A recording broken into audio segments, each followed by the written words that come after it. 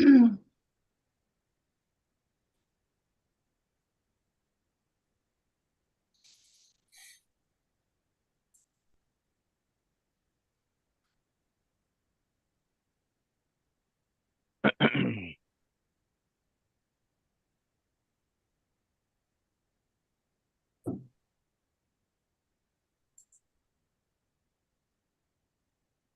Mayor. Ready? Call a special call meeting to order. Ted, will you open us a prayer? Let us pray. Our dear Heavenly Father, we come this hour in the morning to give thanks for the many blessings Thou have restored unto us. We thank you for the privilege and we thank you for this opportunity.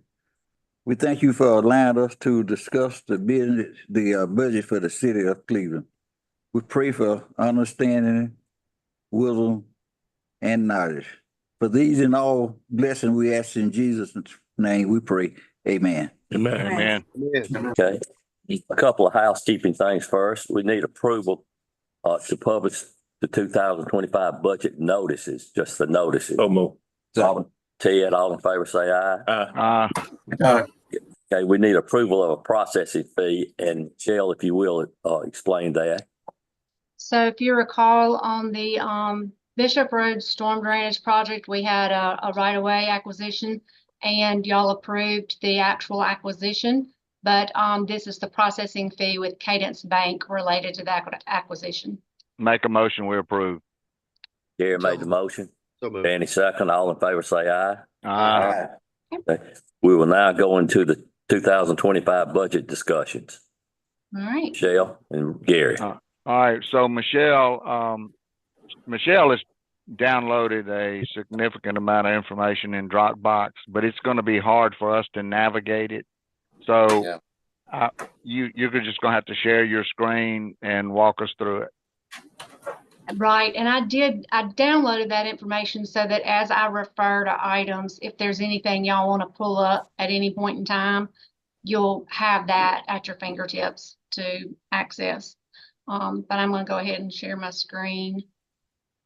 All right. So if you will, Michelle, let's address the funds that are easy to knock out. And save the general fund and the park fund, and probably the bond fund till last. Okay. All right. So yeah, do things like right there, the crime prevention. That'll be a good place to start. All right.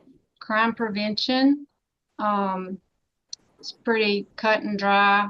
So in this fund, you have revenues from confiscation of drug seizure funds, and then we have shot with a cop. We don't budget for the shot with a cop because it's donations. We do budget for the drug seizure funds, and then there's interest, a little bit of interest that hits this account. So there's not a lot of activity in here. The only expenditures is going to be the shot with a cop. Again, we don't budget for that because you don't know what you're going to get. They basically base that on the donations. They collect donations, and whatever they are able to acquire through their donations, that's how they gauge what they're going to do with their Shop with a Cop program. So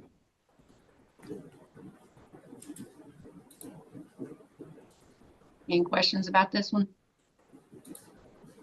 No, I mean, as long as we're within budget, you can move on. We are. There's, like I said, not hardly any activity in there. And so as we go through, I can show you, we can go back to the fund balance page and I can show you where we are in each one of these. Do you want to do animal shelter now? That'd be fine. All right. So on this, as we look, you can see this is going to be the impact of the activity for this fiscal year, or fiscal year 25, the budget year we're looking at. not the fund balance, not including the fund balance, just the changes in revenues and expenditures. This is going to be the change, okay? So That's before an I increase. expand That's it, an increase. yes, sir. Okay. Can you kind of enumerate what that increase is made So up you of? can look here and you can see you have an increase in revenues of 562,000 and only an increase of expenses in 485.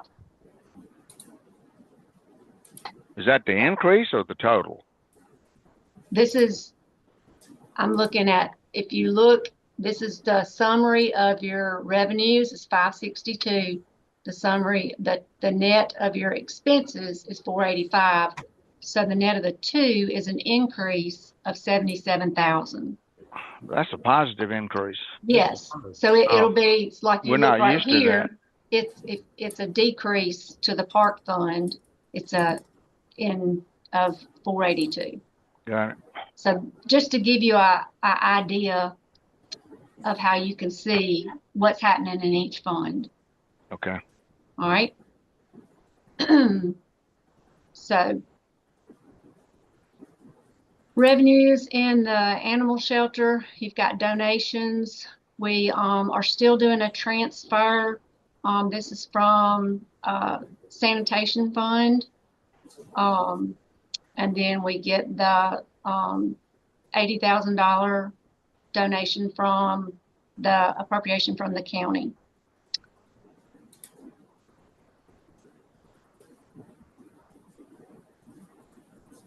So I'm assuming you increased our contribution from the sanitation fund. You did not? Not this year. So how did we not. come out ahead all of a sudden? They actually came in under budget last year. There was some money left. And then also, it was a timing issue with the county's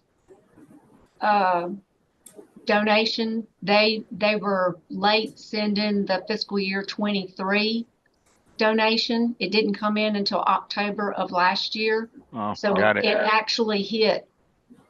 You got two appropriations last year. Gotcha. So there was more money that hit. So you had a positive carryover. Gotcha. Okay. So expenditures, estimated for fiscal year 24 is 438. So you can see there's an increase. It's going to 485. She said she sent this person drop off. She did. Said she did. Let's see. Trying to remember where that was. All right. While you're right there under insurance match, yes. Does that match include the proposed increase? It does. That is factored in. All right. So just to cover that for a second, we got a notification from our health insurance carrier that we've had a significant charge that's hit. We can't get into the details, but our insurance cost has gone up because of some illnesses within employees, and they recommended a 15% increase. But what did you end up doing? This is around a 7% increase. Okay. So my conversation with Mickey was a recommendation based on the claims was 15%, but based on our reserve, we can do a 7%. Okay, so when you get through with the animal shelter, will you go to that insurance fund? I can. Okay. Yes. Now look, even though Michelle and I are doing all the talking, if anybody has a question, please speak up. Yes, sir. Gary, on the insurance, are we still obligated to each employee for up to what, 40 or 45,000 a year? Is that correct? Yeah. Our deductible is 45. Our deductible is 45. So, in the past, I know how much money we've had in there. It must have dropped considerably. I haven't Right. Well, see we've had a couple of good years in a row, but Right. what's happening is on one of the particular individuals, we met our 45 real early, and because he continues to have issues, the reinsurance has gone up, Oh, and okay. so it's made our overall coverage, it's made our overall premium go up. I understand. Where is the balance? Where I'm looking for the balance in there now. She hadn't gotten to that one Oh, yet. I okay. haven't gone, I'm when we sorry. go to She hadn't that, we can, yeah, she's going to that soon as she finishes animal shelter. Gary, Yes, who ma'am. are we insured with that when we have someone has a catastrophic illness or whatever, that the insurance company goes up on Yeah, premium? so just to remind everybody, Zena, and thanks for asking that question. So years ago, we switched to a self-funding insurance to where we're not paying premiums like you would on a policy that you would own yourself. So we are partially self-funded. So because of that, we have to get reinsurance to back us up as a city. So as Danny said, on every individual in the city, we're responsible up to $45,000 of coverage. Once it goes over that, the insurance company pays 100% of it. But it's just like if you have a wreck or you have damage at your house, invariably the insurance goes up. We pay the first 45. That's right. Is that per employee or just the first 45 period? It's per employee, but I think there's a limit, isn't it, Michelle? it is, yes, sir. How many is And it? 5? I'll have to email Mickey because I don't remember. Yeah. But then that also, that's excluding any lasers that they may put on anyone. So they can make, they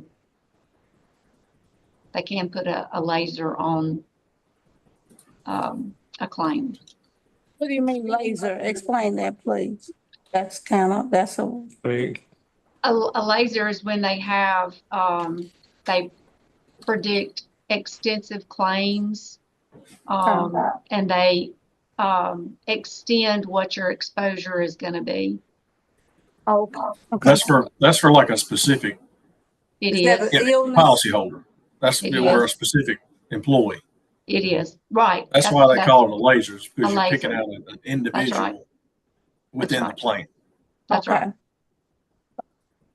On the animal shelter, I don't see anything else based on what I'm seeing. Is there anything, So Michelle, that the stands out? only, there was not anything. I think if you'll just real quick, I'll give you some highlights that you're going to see across the board in pretty much every fund. Insurance has gone up. We don't have our quote yet. We never have our quote for the next fiscal year until after budget. But It happens in February. well, no, I'm talking about property, general liability and property. Oh, okay. But yes, that one is in February, and so that it's just a predicted increase on our health. But on our property, because we do budget prior to our renewal, a lot of times you see an increase in our insurance when we come in to budget session. So we realized around, sir? You take a flat rate. We realized around like a 10 to 20% increase on insurance. So you're going to see that. I anticipate another increase.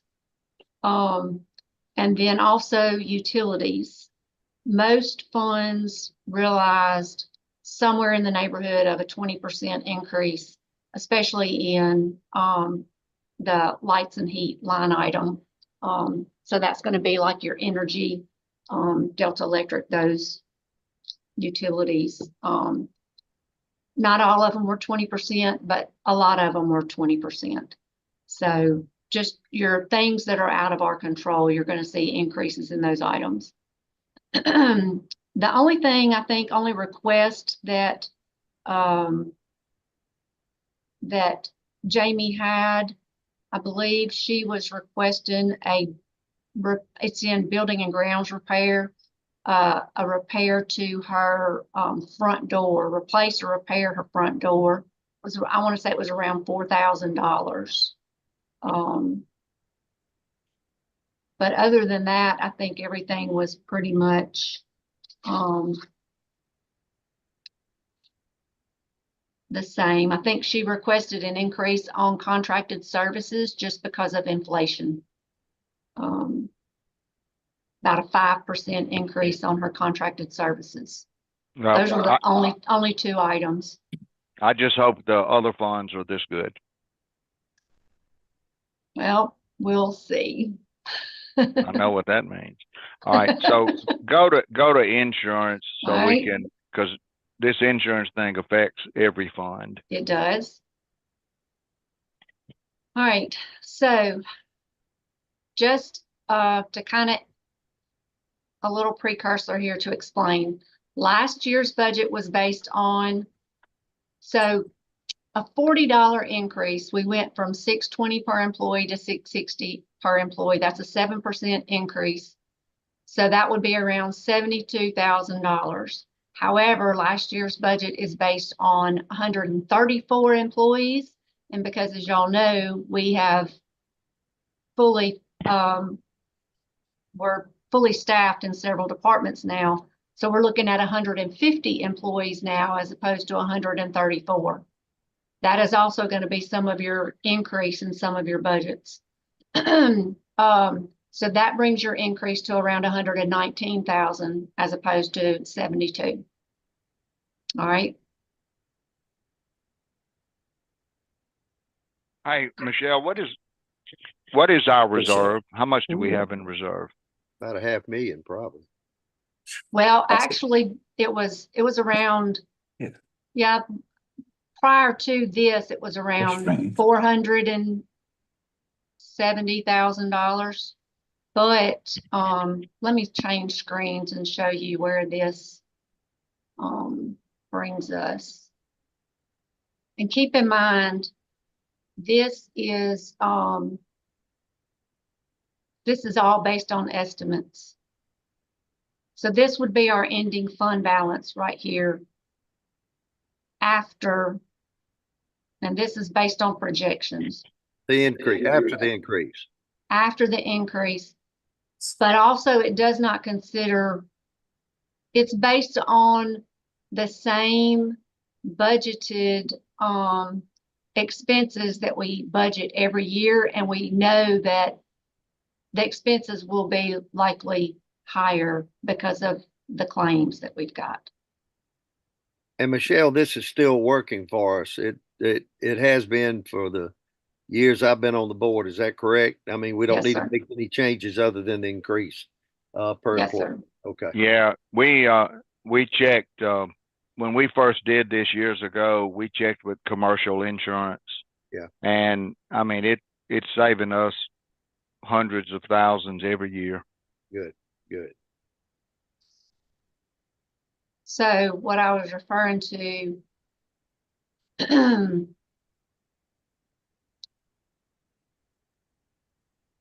our health claim payments budgeted or projected for this year, projected to be $1 million.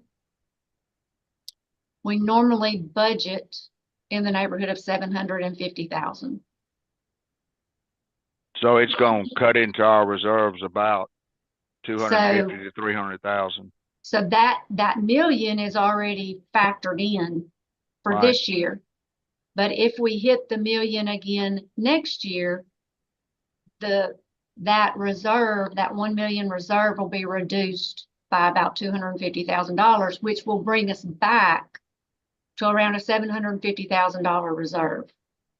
Well, but keep in mind when we started this, and I can't remember how many years ago. I think it's about 12 years ago. When we started this, we had 0. So we overfunded it the first 5 years to get it to this point. Right. And we've been fortunate enough to keep it there. Well, and the thing is, and this is the conversation that Mickey and I had, you don't know what you don't know, and you have to be prepared because you don't know what other claims can happen in the next year. And I would like to know what that limit is on that 45 if it's 4 or 5 employees. I will be glad to email Mickey and find I'll out. tell you what, I'll send Joe a text message. He'll tell me. Okay. Okay.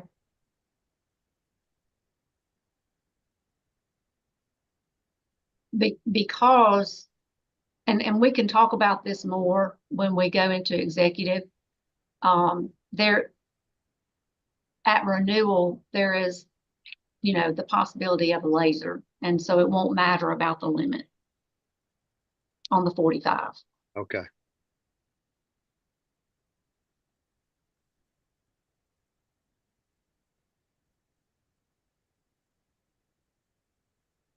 As long as we stay ahead of the game, we're okay with this.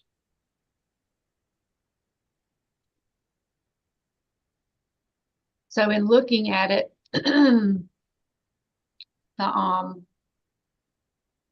with the increase of the 119 to the budget and what it does for the fund, do y'all want me to try anything different for y'all to look at? No, I think you've covered it adequately. Okay. All right. I'm gonna go back and pick up the library fund. Yes, ma'am. No changes here. They requested the same appropriation as what they have in the past. Hey, what kind of reserve do we have there? Because I know they had some air conditioning issues last year, They did, and so this year, if I recall, I think I budgeted only a couple of $1,000s in their building and grounds. They didn't have anything last year, but I did stick $2,000 in there just for a building and ground repair in case they have a plumbing issue or anything like that.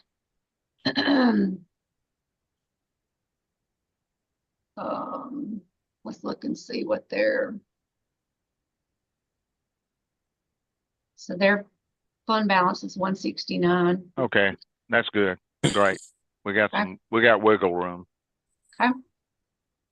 So no changes there other than I put in the $2,000 to budget for small repairs that might come up. Okay. All right. Let's see, fire protection fund. Yes, ma'am. Nothing changed here other than they swapped out the air packs that they do every year. They requested a breathing air compressor. Theirs at the number 2 station needs to be replaced.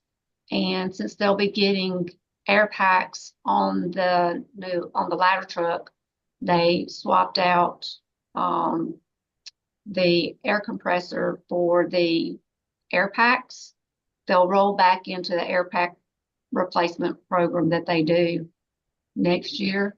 And the air compressor is actually a little bit less expensive than the air packs. So just a change in the type of equipment that they normally request. I want to say it's around maybe $10,000 or $12,000 cheaper for the air compressor than it is the air packs. Everything else remained consistent on this fund. We can look at where they are in their fund balance. This is their balance right here.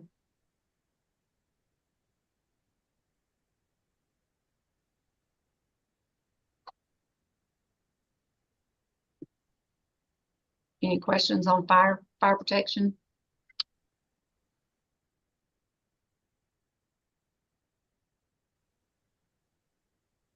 Don't everybody speak at once.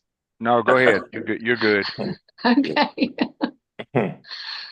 All right, economic development tourism.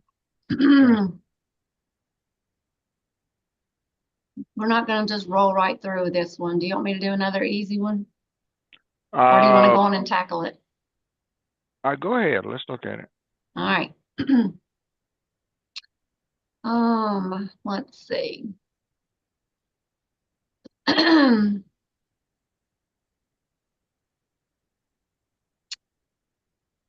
Budgeted revenue tourism tax, we're around 1.3.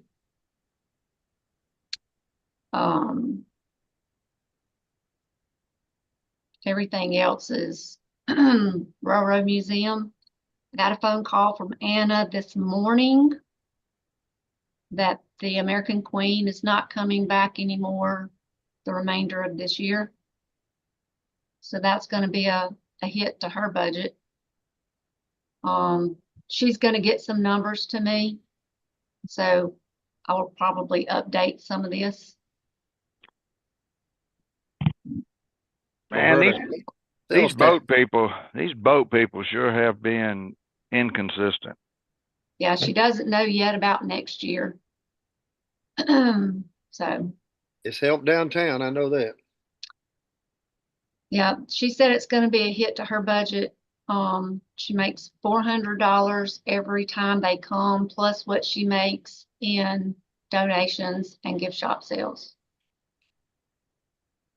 But now what about Viking? Right. That's, I think they're still coming, but I think American Queen is her biggest money maker. It is, but so you don't know what Viking pays her? Mm-mm. Okay. I'm gonna send her a message. She's going to get into it more when she meets with us. She's getting some numbers together today. And when she meets with us, she said she's going to have some more information. I'd like to know why they're dropping us as a stop. They're having problems, Danny. They lost the contact person that we had just resigned about 2 months ago.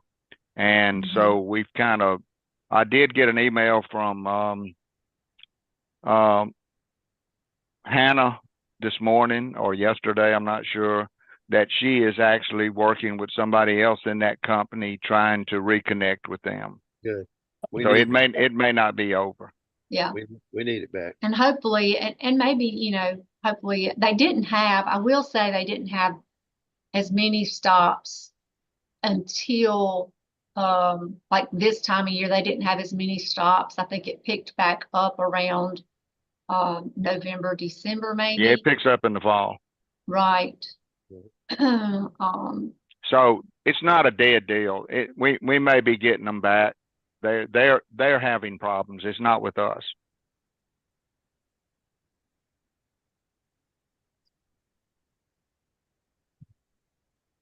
All that to say, this will probably be updated, possibly, which we always budget conservatively for revenues. Okay, so how does that fund end up? That's the only thing I hate about this software. It's so deadgum hard to see the big picture. It's right here, but there's some appropriations y'all need to look at. Okay. And that's where I wanted to go. But you're going to have, at this point, you're looking at a positive fund balance. I am. Okay, that's okay. But I do want y'all to look at a couple of appropriations. Okay. So, let's do that real quick. We had a couple of, a couple of new ones. Let's see. These are just your general, recurring expenses that we have. We don't get anything from Viking. We don't? No, she just sent me a message. Viking pays nothing. American Cruise was paying $450 each time. Right. And after August 25th, it's done until they fix I their didn't problem. remember, I didn't remember seeing anything from Viking, but I didn't know what she made from Viking, like Yeah. as far as the She just people, makes whatever they donate what when the they come people. in. Yeah, the Mhm. people donate. Yeah. So we've got just our regular recurring every year retail strategies, the sculpture garden donation, that's, Robinson Right. Electric, that's the contracted services. Um, Delta State Okay, University, so, all right, how much longer do we have on that Delta State commitment? we're finished with the football appropriation. We're starting the baseball, and that's a 3-year commitment. Okay, Mhm. On the chamber, they requested 536 for their budget, and then a $30,000 match for it's a match grant for, let me look and see, because I requested a couple, the Main Street grant match. Then they also requested, so I've got those 2 items in there. I've got so the Main Street match, the Main Street money, was it 250,000?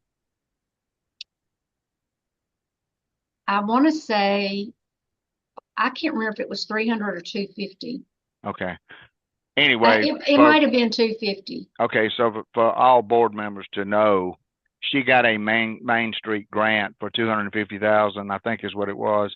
And Yeah. they're gonna do a lot of improvements on the walking trail. Mhm. And it takes that $30,000 to get that money. And this is I think a 2-year grant.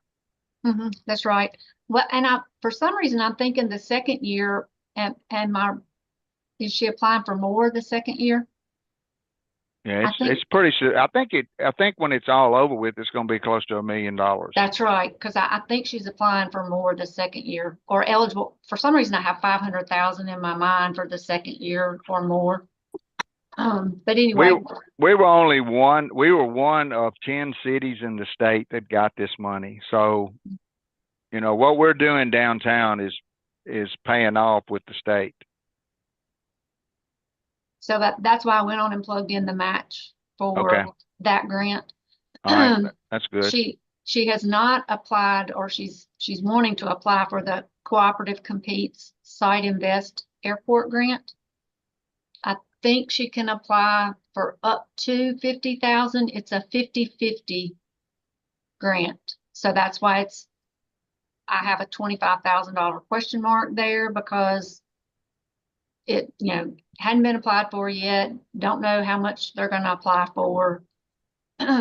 So that's a question for y'all if you want to plug anything in for that. And then Well, we can do that when when the we can time do that comes. when she applies. Even if it's later in the year, we'll make an amendment. Okay. And then the DSU 100-year anniversary celebration, she was requesting a donation or funding for that, but no, there was no budget or Okay. amount. All right. So again, do you want to wait till that time? Yeah, let's wait. Let's cross that bridge when we get to it. Okay. All right. Michelle, what was the DSU baseball commitment? What was that amount? It's $45,000 per year, and we have a 3-year commitment. So they're Okay, so what? right. All right. I'm sorry. All right, Zena, what happened on that was this. Years ago, Delta State did the turfing to the football field, and it was an expensive project, and we pledged 45,000 a year for so many years. I can't remember. And they did the same thing to the baseball 10 years field. on the football field, and 3 years, I think 10 years on the football field and 3 years on the baseball field. Yeah, and the reason we did that is because when they have football games and baseball games, they bring a lot of people in this town, and it really contributes to our tourism dollars. Gary, was part of that for when they redid the stadium too, not just the turf on the Yes. baseball field? Yeah, the stadium and you know, they did all that brick work around the back of the stadium, dressed it up.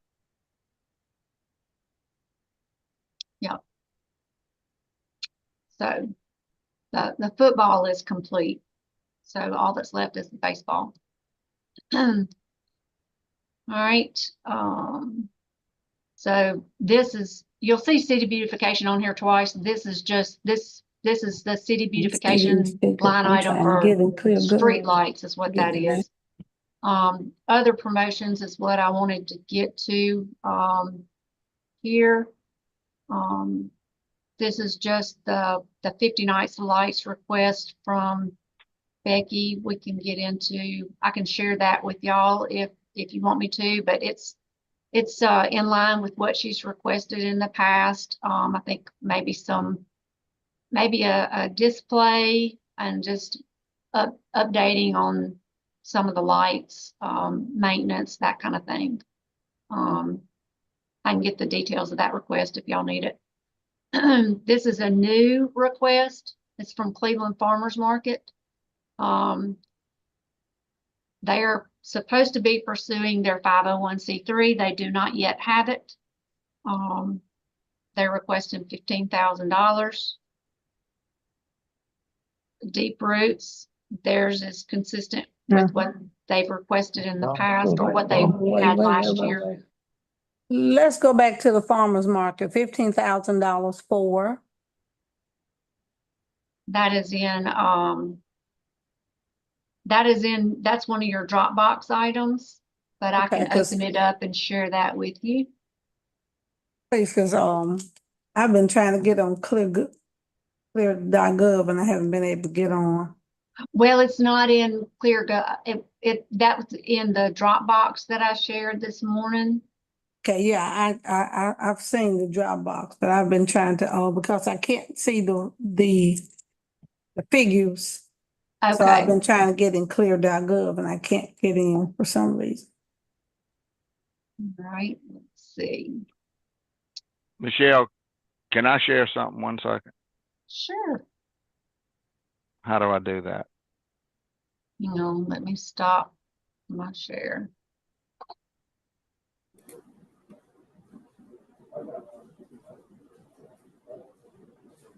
Okay, At the bottom, you should have a share screen button. You should be able to. Okay.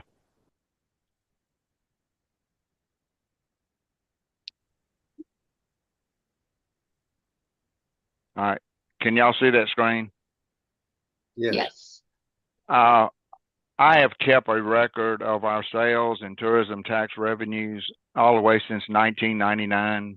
Oh, wow. And our sales tax has consistently increased by 53% over that period of time. But look at tourism tax. It's increased 154%. So we are getting a lot of benefits from the money we're spending on tourism, because it was $400,000 just 20 years ago, and this year it's going to be over 1.3 million. I just thought y'all would want to see that. It's good information. I have a schedule too, but mine doesn't go back that far. Well, I've been keeping up with it because I've done so much work with the chamber. And it's just a good number to know. All right. Gary, Sharon. All right. Let me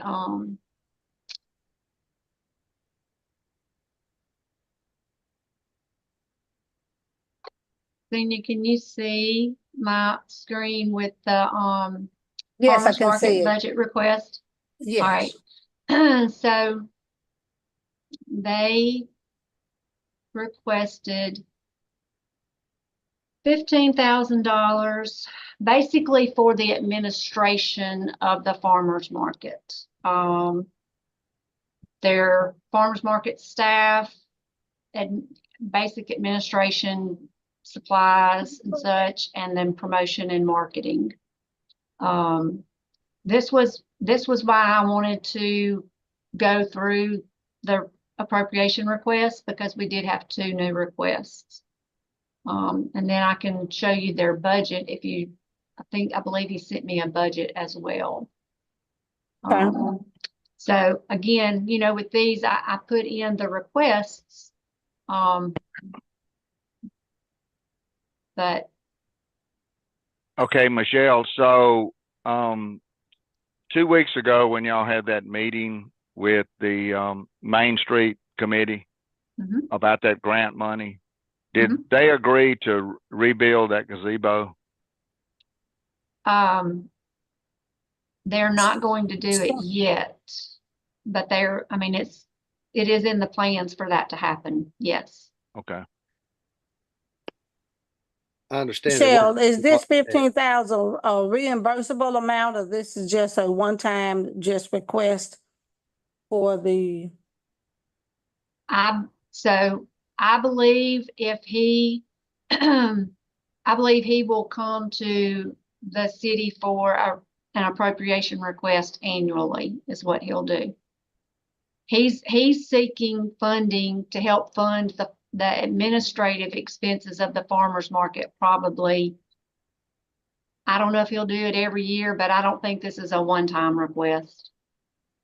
I think he's looking to help fund the administrative expenses of the farmer's market. Well, I'll tell you one thing, if you hadn't been downtown on Saturday morning from about 8 o'clock until 12 o'clock, it is absolutely amazing. It is packed The out. the number of people that are there. And I couldn't believe it. Yeah, it's a It's great like that every thing. Saturday. It's a great thing. But now there again, you know, So you can make the decision if you want to do all of it, part of it, just because, you know, I mean, that's your decision. I may have missed it, Michelle. Who is he that you keep referring to? Ryan Betts. He has been in charge of the farmer's market. Oh goodness. I believe Michelle Johansson was for a little while, or maybe helped. But But Ryan he's not Betts associated with the city, right? he is not. No, he is not. No, and that's why I said that I told him he really needed to get his 501c3. He has been coming to the Cleveland Development Foundation board for a while, trying to run things through the Cleveland Development Foundation, grant applications, and we've been encouraging him to do a 501c3. And so when he brought this and was looking for an appropriation from the city, he talked with Becky and Cheryl Commons, and and I think they directed him. I think they worked with him some on his budget. I don't think he even had a formal budget yet. Anyway, he and I eventually talked, and I told him he was going to need to be a 501c3 before the city would make an appropriation to him. So I think that kind of sealed the deal. I think that's a good recommendation. So Yeah. As long as we have room in our budget, it's contributing to tourism. You know, it's just, it probably what we need to do, Michelle, if we could get him to come to one of our meetings sure. and just give us a little bit of a presentation of how he plans on Sure. using this. Mm-hmm. That would be good, Gary. Then we all have an understanding. Michelle, is this the first time we've had a request from them? Or did I It miss is, something? yes, sir. This is a new request. Yes, sir. Yeah, you know, he got a lot of grant money last year. He did. What did he do with He all got of that? he got the Bolivar Foundation grant, Bolivar Medical Center Foundation grant. And, but I mean, I think there's a lot of, you know, just advertising, and he wants to do more than just Facebook. I think he wants to do, you know, and just the maintenance. And I mean, he has t-shirts, and he has, you know, there's just administrative costs. If we can get that gazebo redone to where it can be greater utilized year round, I mean, they can do this 52 weeks out of the year. Right. I don't know if I'm sure some of you seen the there's the gazebo downtown Greenwood is a really big structure that's nice. If we could get Right. something like that, to your point, Gary, I think that would be Yeah, tremendous. well, we've But- shown that to the Main Street people, and it's in that all that money they're getting from the state. That's part of the considerations is to build something like that. But not to get off point, to go back to the farmer's market, I think it would be very prudent for us to make sure he gets his 501(c)(3), so we're consistent I with agree. how we pass out money Right. to these organizations. I'm just glad to Okay. see our fund has gone positive again. All right. So let's see. That's something that we need to come back and readdress, Michelle. Okay. I'll make a note.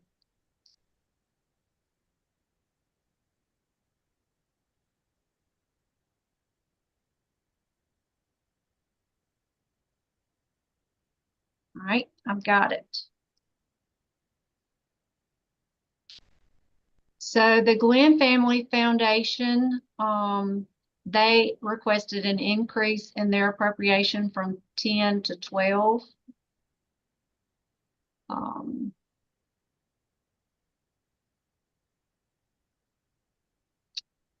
What's their request for? They do an annual health fair. It is at Cleveland Central Middle School is where it's been for the past several years.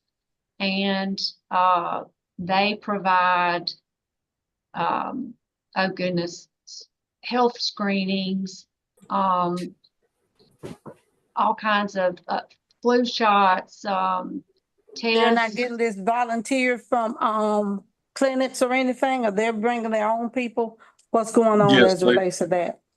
Yes, they do, and the fire department's even participated. And I think Yes. they still do. They send people out, and Yes. correct me if I'm wrong, Michelle. At one point, it was also at Naylor, and they usually have a fairly decent crowd. It is huge. It is Yeah, and huge. it's free. It's free health screening. I mean, That's right. it's one heck of a wonderful service for people who can't afford to get this done. Right. It is amazing. It's amazing what they do for the community. I mean, it's not just run of the mill. I mean, they do all kinds of health screenings. It's a huge event. Okay. They do, flu shots. They do, I mean, it's everything. Other than the health screenings, they're providing all kinds of services. But the request for the increase was based on? Let me look and see what they put in there. I know it's been $10,000 for as long as I've been here. Let's see. I think it's been 10,000 since I've been on the board, and that's 20 years. All right, let's see, page 5.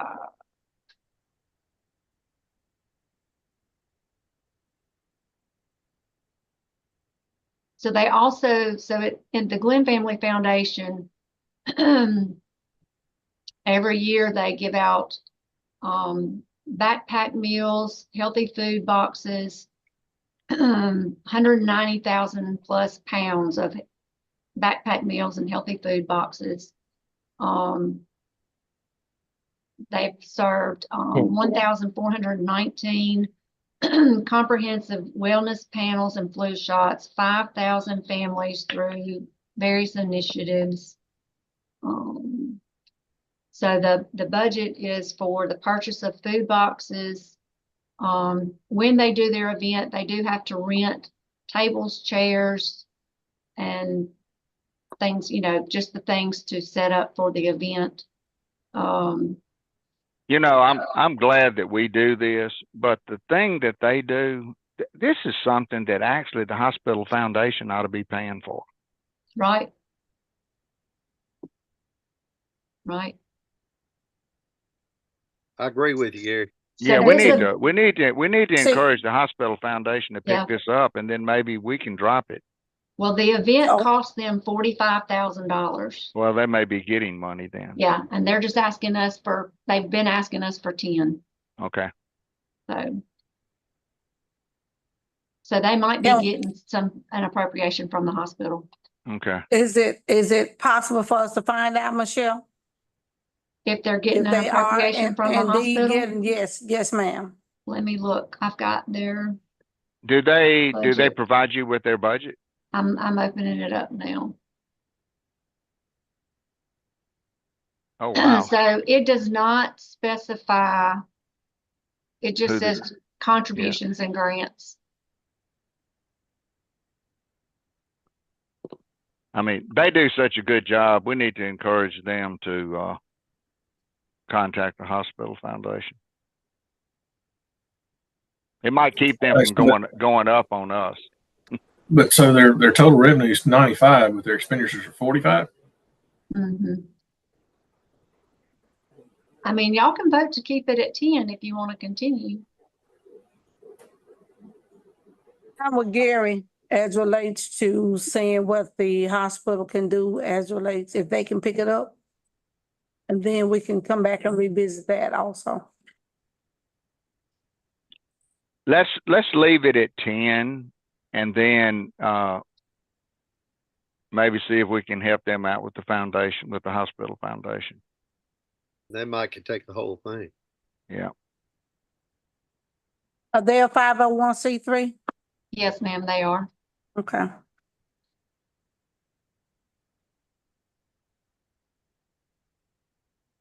Okay. Who's doing the Boys and Girls Club now? It is David Dallas, and that was I've got in my notes to ask you about this. Last year was the first year for this appropriation. Last year was the year that they opened up. And so it was an appropriation of $20,000. They're asking for 20 again. I can. So where are they even hosting this? Are they active? Because I've not They seen are. anything. They are active. I believe they were in one of the schools. Mr. Sanders. It's an old Cypress Park. That's what I think thought. building. That's what I With- thought. Say that again. Say that again, Cypress Dana. Parks. Oh, it's Cypress Park. Okay. Cypress Park, yeah. But Okay. I'm like, Brian, are they active? They have, they're supposed to be active. I mean, I talked with him in Jackson and he was at a meeting there. But I would like to see him come before us and tell us a little bit about what's transpiring over at the Boys and Girls Club. I mean, because I I don't can think have he him really. come. Yeah, on some of, just about every one of these that we're giving money to, at sometimes in the next few months, it wouldn't be a bad idea if maybe we have each one of these at a board member meeting just to give us a 5-minute briefing of what they're doing.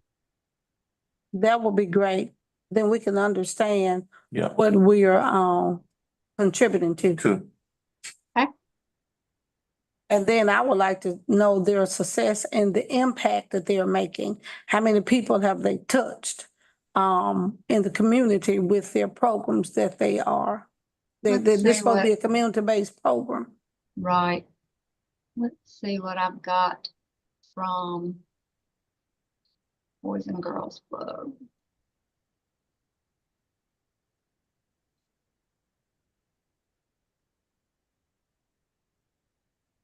There are no other new things in this budget. Hang on just a minute. I'm going to read Citation this from the article, Boys and Girls Cleveland. Club. It says we now have over, says the Boys and Girls Club now has over 130 children registered as members and have served over as many as 90 children a day this summer. Wow. Value the commitment Okay. the community has already shown to the services we provide. Very good. I wonder, do they have pictures and things like that to support this report? They did not include it in their in what they submitted. They did not include pictures.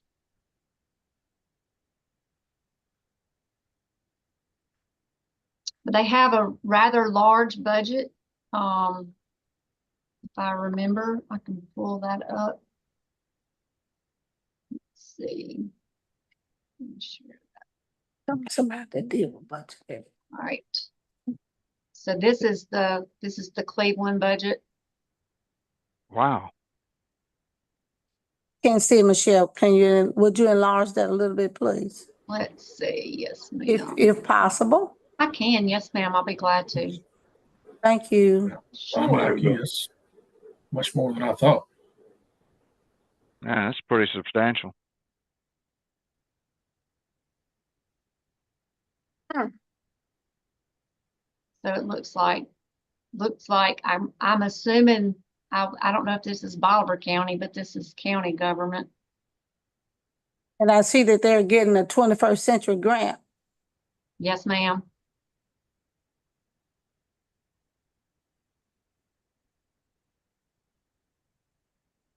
Do they still need phones? I'm just saying. This, So, do y'all want to Yeah. I mean, just leave it alone for the moment. Let's just, like I said, let's just get him to, at some point during the year, to come in and just give us a 5-minute update. Okay. So I have one more new request for this year. Christian brought this to me just the other day.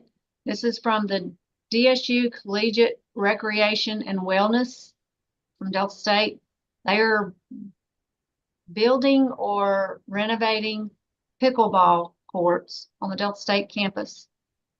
And they need $30,000 to finish this. It's going to be 16 pickleball courts, and they need $30,000 to finish this. Can y'all see that? Yeah. So Is it going to be open? I think I just saw it. It is open to the public. Open Okay. to the public, was- and they've already had reached an agreement with Christian for the park commission to use these courts for tournaments. And Where are they? There you go, Kurt. Well, Gary, here's a question. Would this not be better to use this for our own benefits, for the city? It would cost, Christian said it would, he told me, and you can ask him when you meet with him. He said it would cost, I can't remember if he said 200,000 or so this 30,000 is just for them to finish. They've already got funding. They're just 30,000 short. Michelle, do you know So which their courts they're doing? pickleball courts cost considerably more than $30,000. While we're at it, what was the cost to put the HVAC in the air conditioning in the Woodland Jim? Sanders? Yeah, He has a quote and a request in there for $250,000. I'm jumping ahead. Okay, thank you. Yes, sir. Yeah, So if we can do that, we'll bond it. Is this a one-time expenditure? this is a one-time request. Yes, sir. I'm like Gary though. I want to make sure that our citizens are able to use these courts, that we don't have to pay to do it. I'd just like some explanation, and maybe can we bring Corkett to a meeting, let him explain it to us?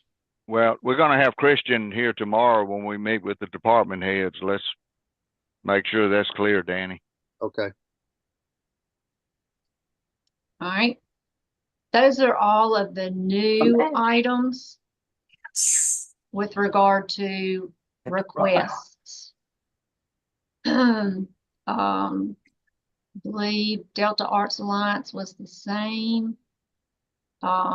Heritage Commission is the same. So that's all of your appropriations. Did we have a little increase? I'm sorry, I couldn't hear you. I'm sorry. This is Danny. I'm trying to get in. Get in. It was my understanding we had a request for an increase in our beautification. Did you? We did, but we haven't gotten to that yet. That's I apologize. I'm sorry. okay. That's all right. That is in our, it's in the general fund in the groundskeeper. It's a line item in groundskeeper. Thank you. Yes, sir. No problem. So this is the Railroad Museum. So let's look at a summary of what happens here. Projected.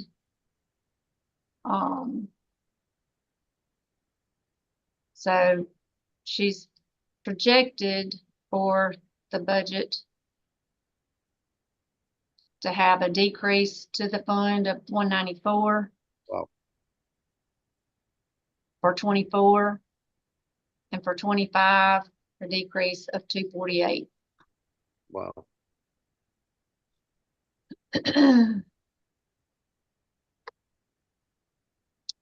So one thing that I think we can probably change based on conversations this morning,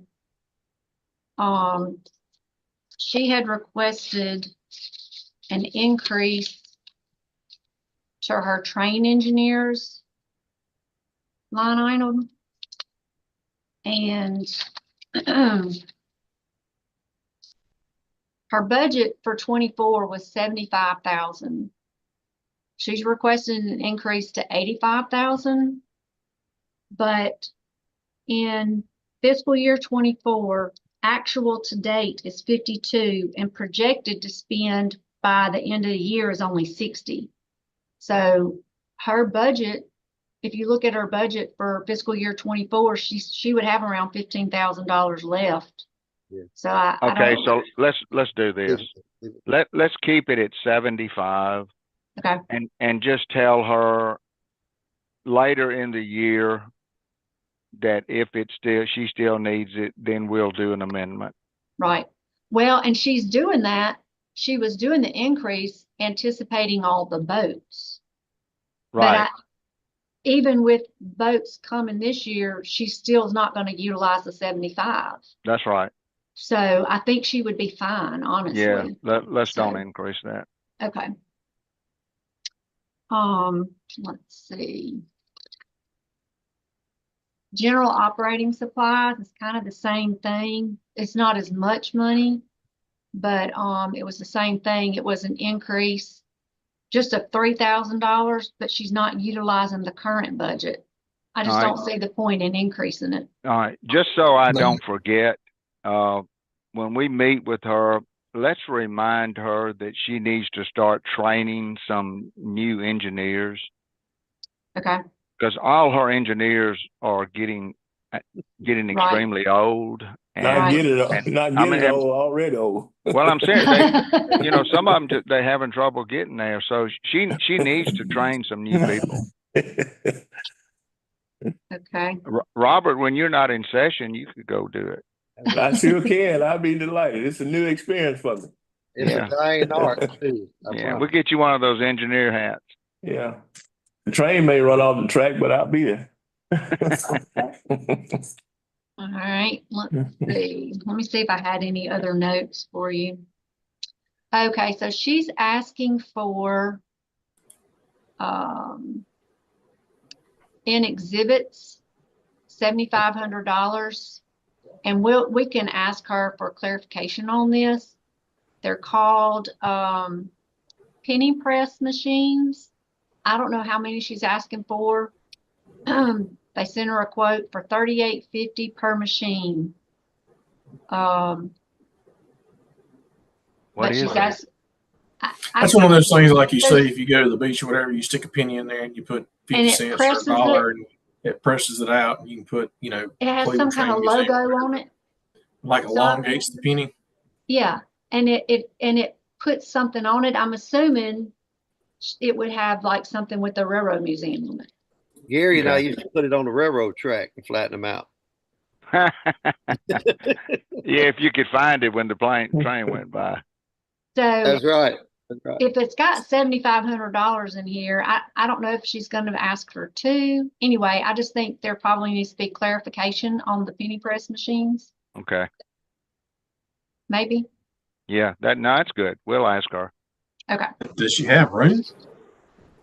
I'm sorry. I assume. Does she have room? I assume she does. If she's asking.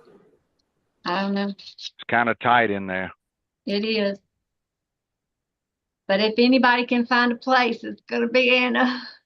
I know it. Great job. Yeah, does. she really needs another small room For for all storage. of all the stuff she sells. She does. She does. But I don't know where that would be. Yeah. Okay. All right, and that's pretty much all I had for her. All right. But even then, our budget, we're gonna have about a 300,000 reserve. That is right, on the economic development and tourism. That's Yes, sir. fine. That's amazing. All right, sanitation.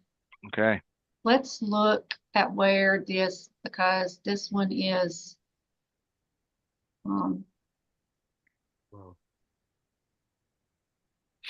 this is your ending fund balance on sanitation.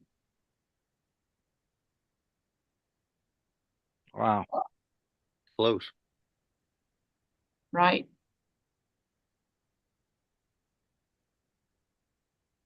So I think there has not been an increase on garbage or mosquito in a little while.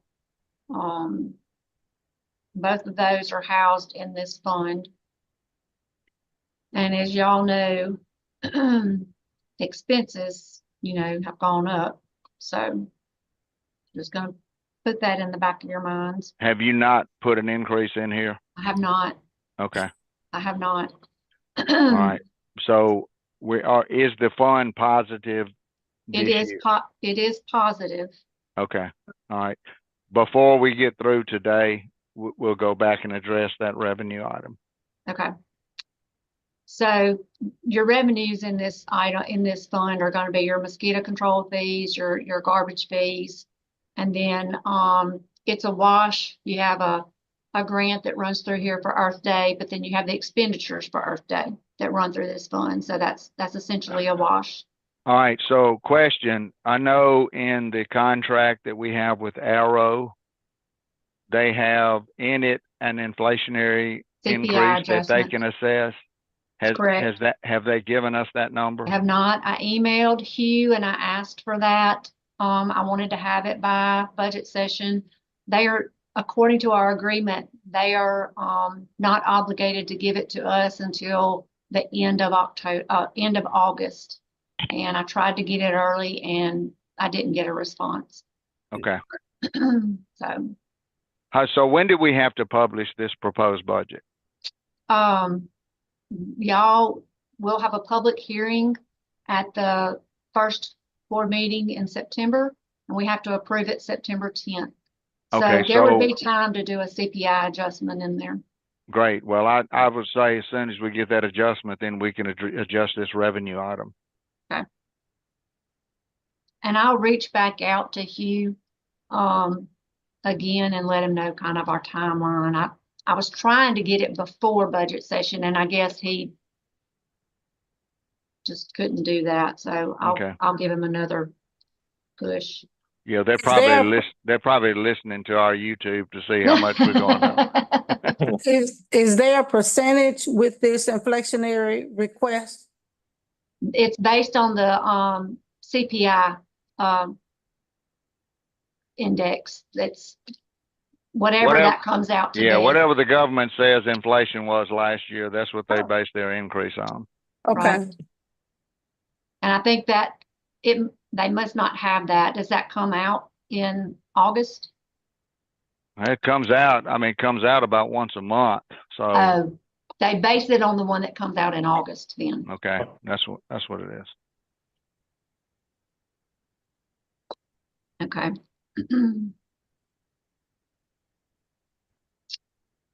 And I'm a little scared to see that.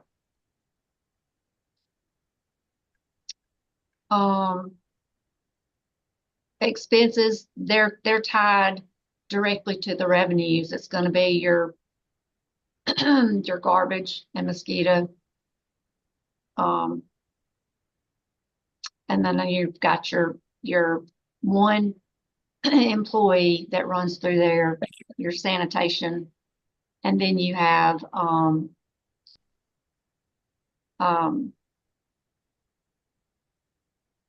the transfer for the administrative charge and the transfer for animal shelter. The administrative charge goes to the general fund and the transfer for animal shelter. Okay. And that's pretty much all that comes out of sanitation. The revenues are based on our average number of customers that pay garbage and mosquito, and the costs are based on our actual contracts with Arrow and now vector disease control. Were y'all aware of that? I need to make y'all aware of that. Advanced mosquito control. Advanced mosquito control has sold to vector disease control. Okay. But vector disease control is honoring all existing contracts. Okay.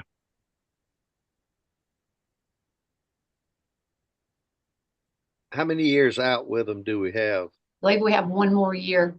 Thank you. Yes, sir. Their go-to person is still Aaron Pruitt. We That's right. I go directly to him. That's right. And Melissa still works in the office, does all the. Yeah. And if they go up too much, we'll just sign a contract with Walmart and buy off for everybody. Okay, general bond and interest. So this is the fund where when we every year when we do our bonds, our public improvement bond fund, Michelle, pull up your bond schedule. you want my bonds? Okay. Yeah, pull up your bond schedule so everybody can see what our debt looks like in the repayment. Okay.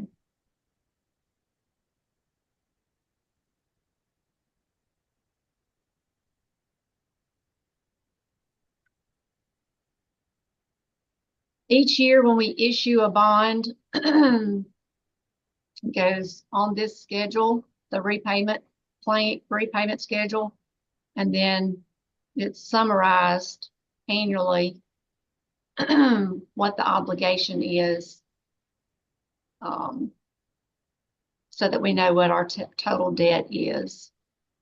Enlarge it, Michelle, please. Ma'am? Enlarge it, please. Yes, ma'am. Thank you. Do you need me to enlarge it more than that? Yeah, a little bit more. Just a little bit more. Yes, please. How's that?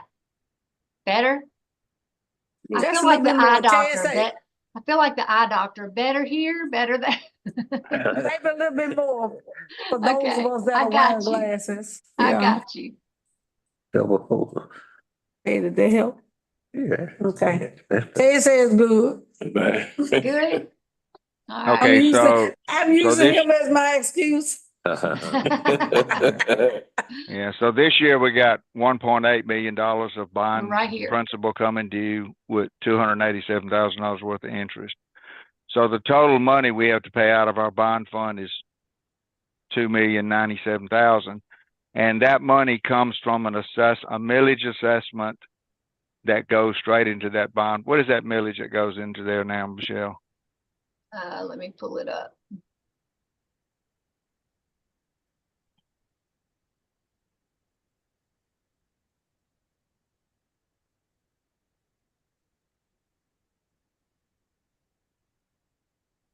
We went up on that last year.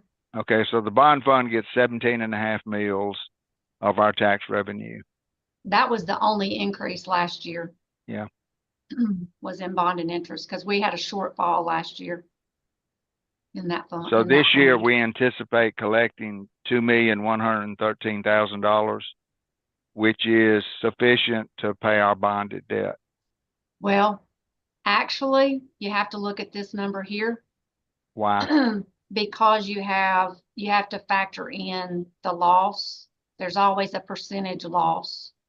I thought the percentage loss was calculated up there in the 2% uncollectible. Well, it is, but then you have homestead loss that gets factored in down here. This is your uncollectible and this is your homestead. So this is what you actually budget. You know, theoretically, we ought to not have any uncollectibles because somebody always buys those taxes. Well, this is closer to what we get. Okay, I want to come back to this at some point before we get through today. Mm-hmm. All right, so go back to your bond schedule now. So based on what you're telling me, then we got a little bit of a shortage. The fund, yes and no. Because that's about 60,000 less than what you had on that schedule. Yes. All right, so where do we have enough reserves to make up the difference? Yes, we do. Okay. All right. You're doing So, good, girl. You go back to He's special. general bond and interest. Special. It's not much.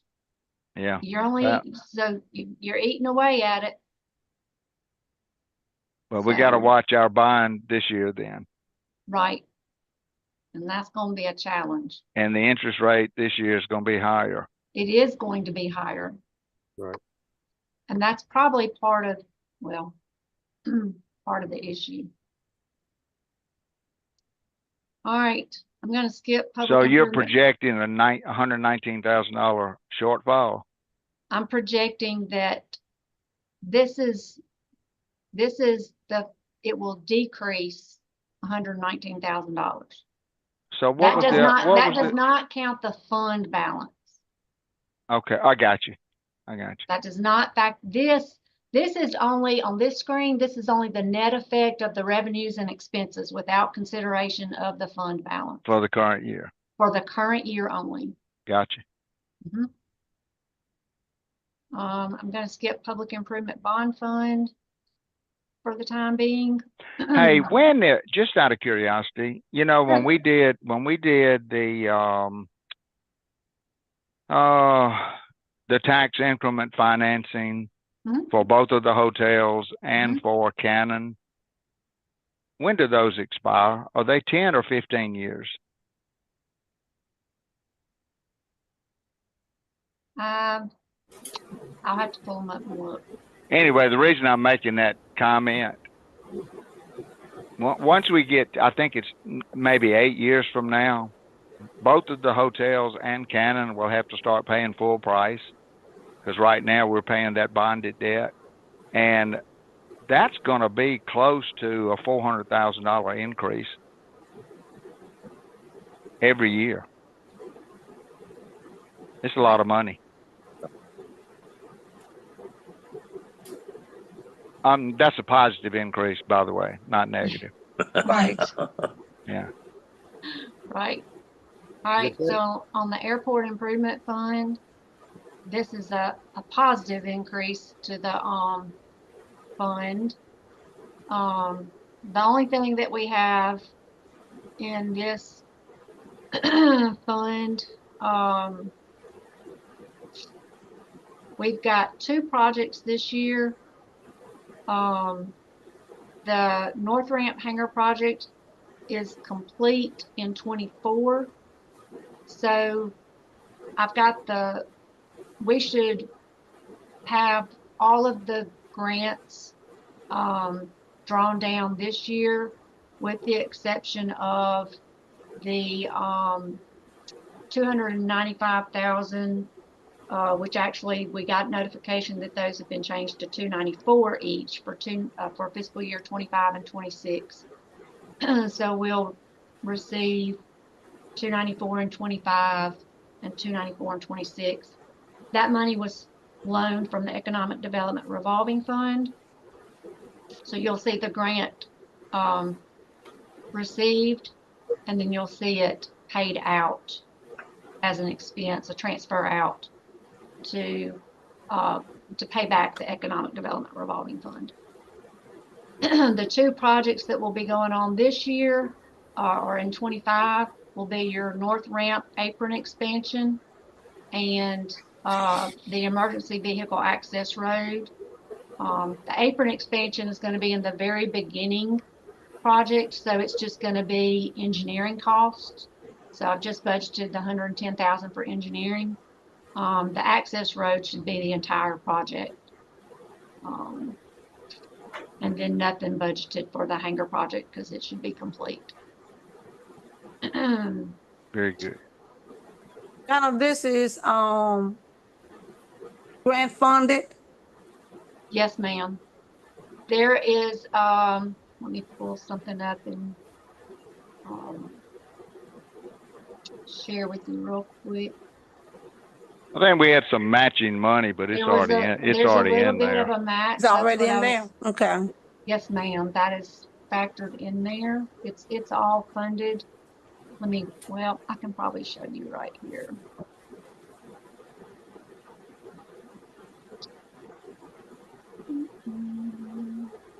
Right here, the transfer in 159,480. That's your match money. Okay.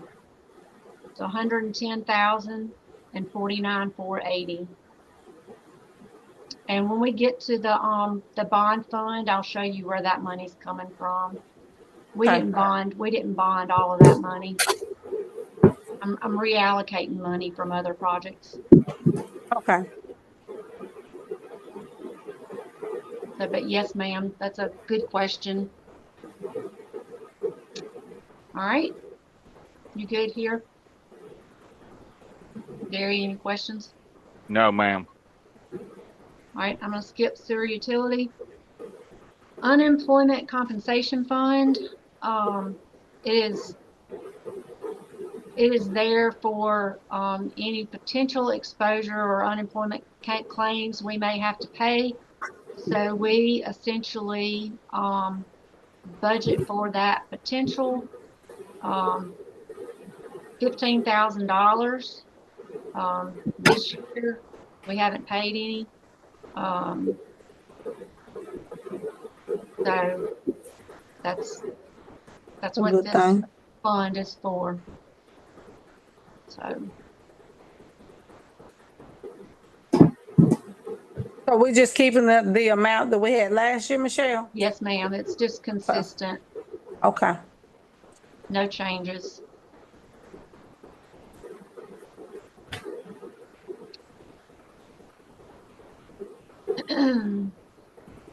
Economic Development Revolving Fund.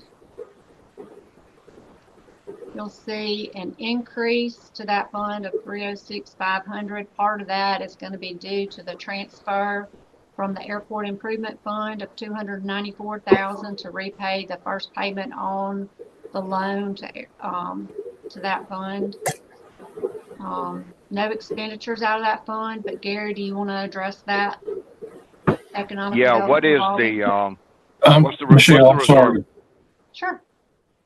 Did you say something? Go ahead, Brian. I'm sorry to interrupt. I'm just trying to keep up in Dropbox. It looks like a lot of these things haven't been updated in a couple of years in the 25 budget folder. Like for the Economic Development Revolving Fund, this is dated 8/31/22. Some things might have stayed in there because we copy the folder every year. We bring the folder forward every year. And so I may have missed deleting some things out. So I apologize for that. Sure. Okay. So that's probably what happened. All right. What's the reserve in that Economic Development Revolving Fund? Economic Development Revolving. Okay. 1.5. All right. So the Economic Development, the EDF, Economic Development Foundation at the Chamber, is in the process of constructing a spec building.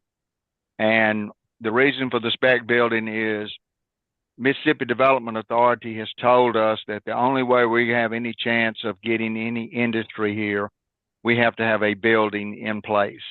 We have no vacant buildings for industry.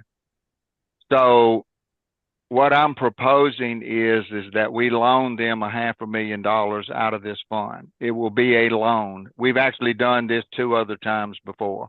Yeah, we have. And what they're going to do is they're going to take our $500,000. They're going to borrow what else they need to build this building from the local banks, and then they will start a repayment plan. The county has an entity called the EDD, and that's the Economic Development District, and they put about 2 mills a year into that fund, which is over $400,000 a year. They're going to use that money to repay the banks and to ultimately repay us. So we will get our money back. And that's what we've used this fund for in the past, is to help economic development. So Michelle, I'd like to make that as a proposal, that we agree to loan them that money. And I mean, it could be at a very 1% or 0.5%. We're not trying to make money on it. We're trying to bring about 100 new jobs to Cleveland. If we do that, I'm assuming we would set it up the same way we did with Forcia and run that through like the special industrial project fund. Yeah, so that well, I we mean, could- yeah. What would that line cost us? I mean, we're going to have to borrow that, right? Say that again. Would we have to borrow that through our bond? Yeah, we No. would loan the bond it. money. We would loan the money from our economic development fund, and it would come back into that fund. Correct. But it may be 3 years before we get it all back. It may be 4 years. But we did the same thing with Royal Vendors several years ago. We did the same thing with Forcia, and we got our money back every time. But we got a shortfall. 7.5% or 1%. I guess what I'm asking is that going to be enough to cover the loss of use of that cash? Yeah, exactly. Yeah, we've got 1.5 in the fund. Yeah.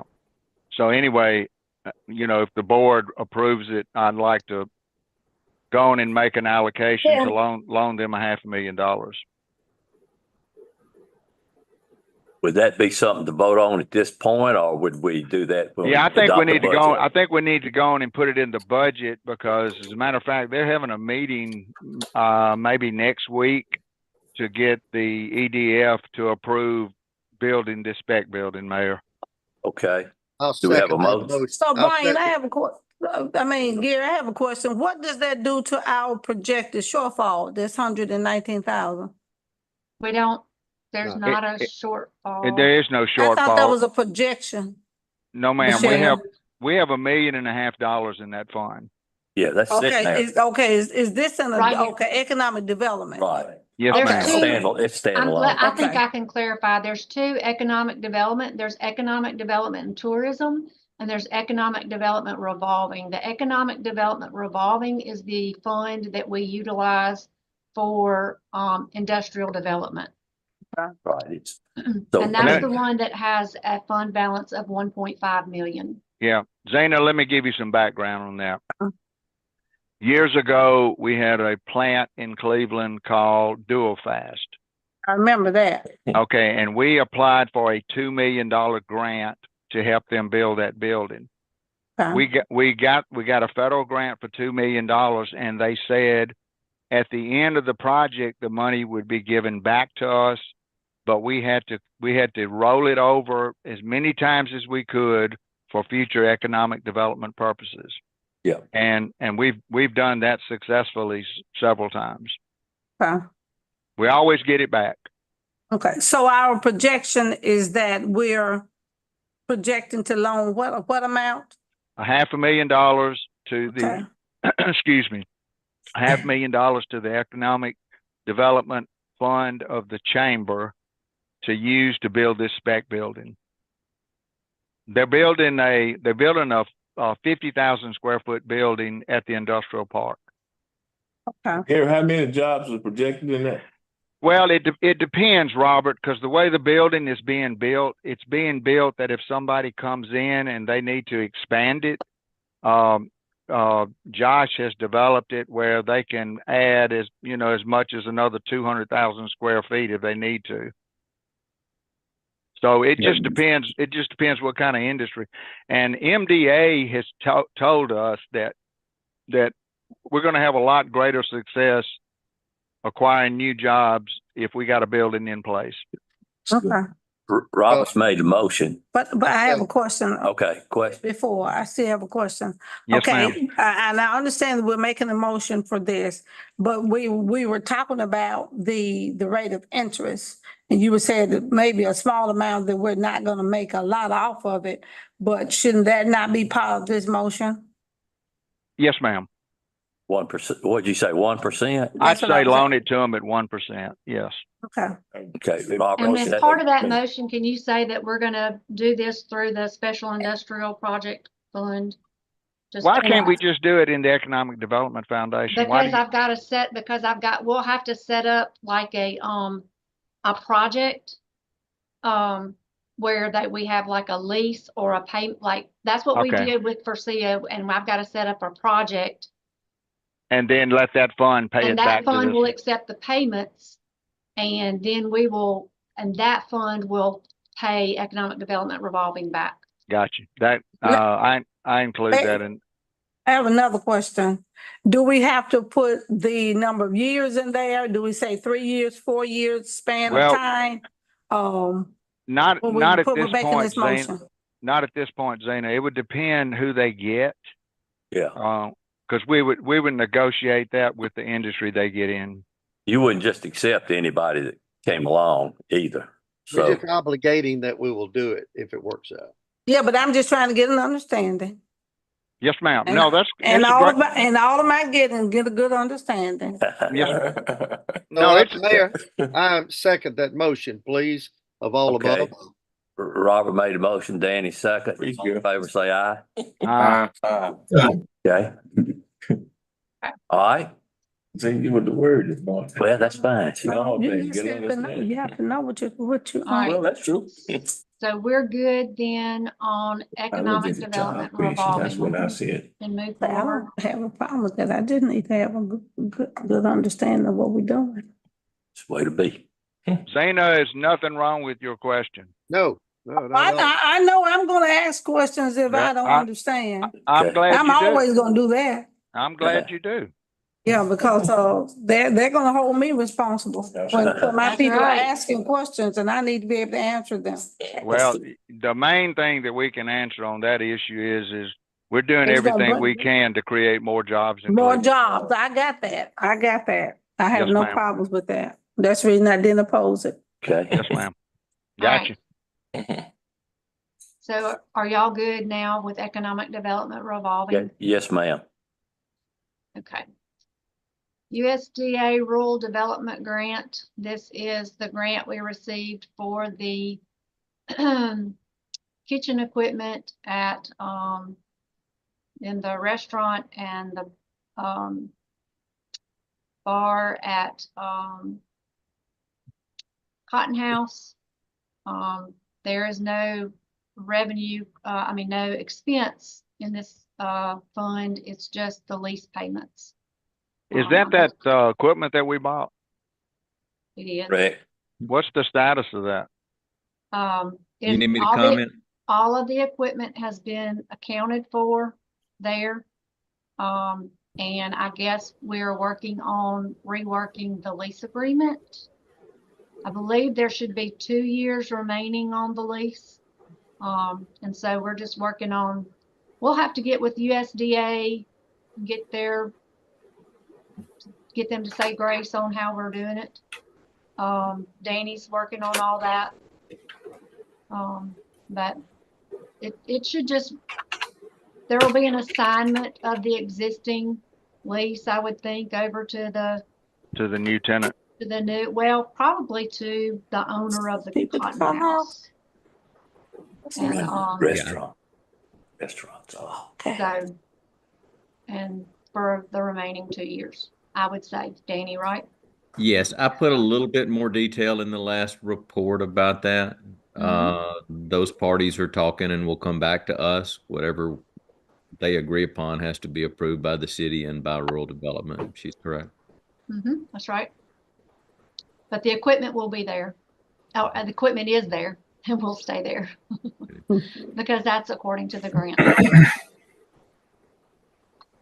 So nothing will change there in this fund. Tax increment financing fund. This is what Gary was referring to when with the TIF agreements. Nothing here other than the revenue from the TIF and then the payments that go out on the TIF plans. We can look and see. Are we breaking even on that thing now? We are. Okay. We actually have. Yeah, for a while we were underwater. This is the fund balance right now. Very good. And that's going to be our money at the end of it, right? It will be. Yes. It will be. All right, so let's see, where are we?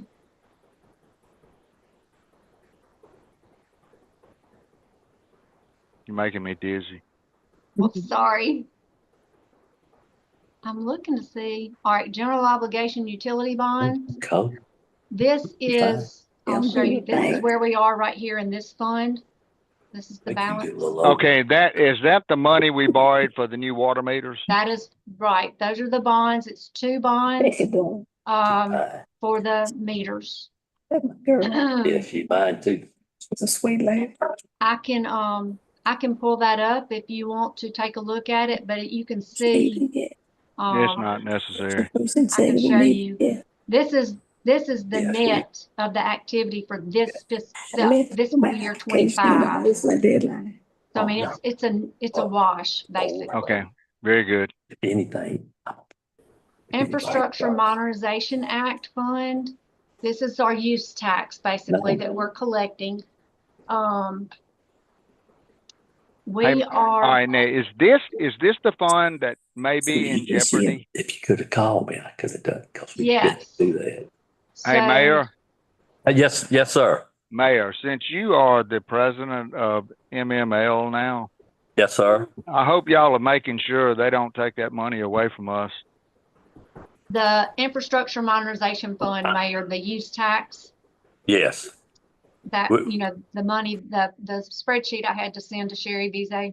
Yeah, that's top of the list. That's why we had to send the spreadsheet. That's our top priority, along with checking the grocery tax thing that's being considered, Gary. So yes, it's very much on the forefront. Great. So just to give a quick overview on this, I know y'all hear the report from Josh, but this is the fund that we use to fund our street improvement project. We're using the money from this for street improvement. As you can see, we're being conservative with our revenues with what we budget.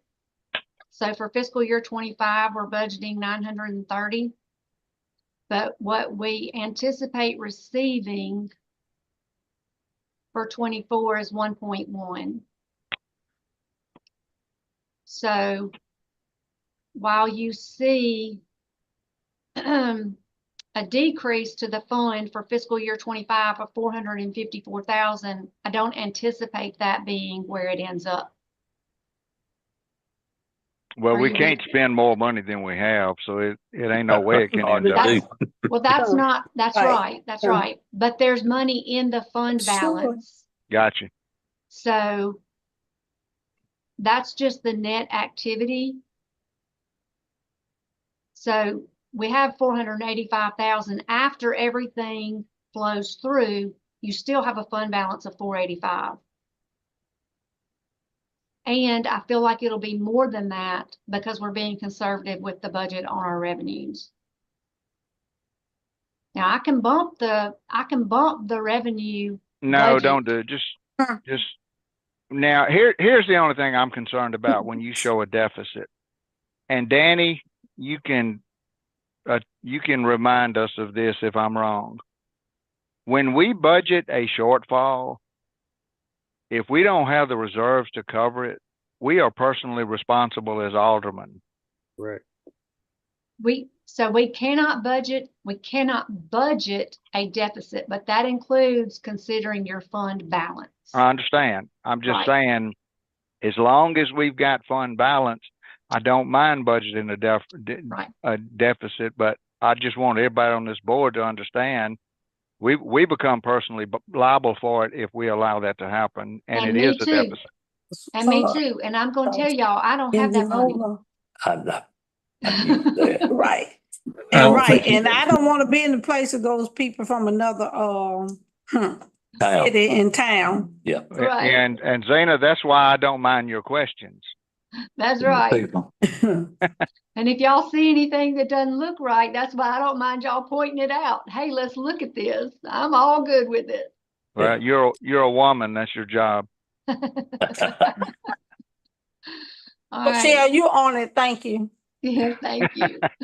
All right, House Bill 1353. This project is complete. This was the airport terminal road. So there's nothing left, nothing remaining there. Federal Home Loan Bank, those projects are complete. ARPA, there won't be any more revenue coming in here, but you're going to see. Hey, before you get off that ARPA fund, and this is Robert still there? He had to step out for a minute. Yeah, he had to step out. Okay. The reason I was asking about Robert is this: the state came up with some more ARPA money at the end of the year, and they allowed it to be used for the purchase of equipment.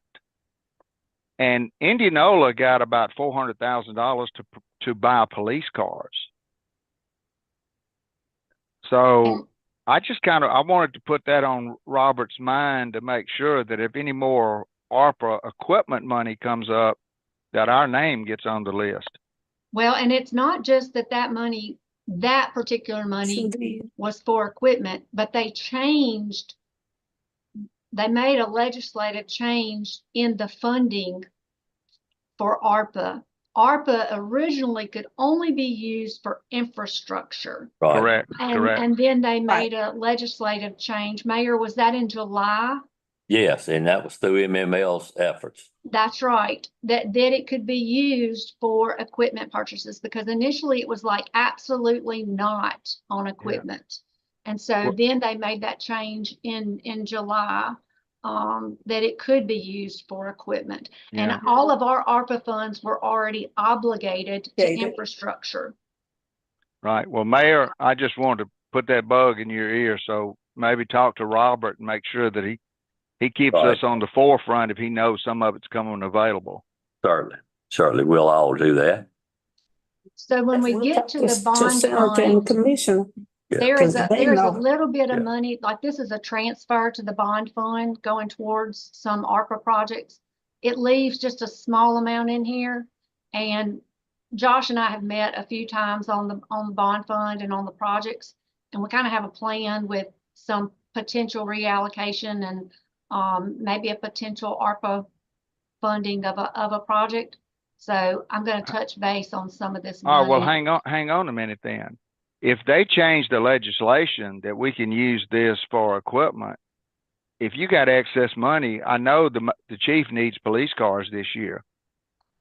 If they've changed the nature of the money, can't we use that? I think you have to. We need to make it a budget adjustment or an amendment. Well, you have to obligate your ARPA funds Ahead of time. Is it by September 30th or something like that? Well, it's August 31st. Okay, here. Okay. That's right. It's August 31st.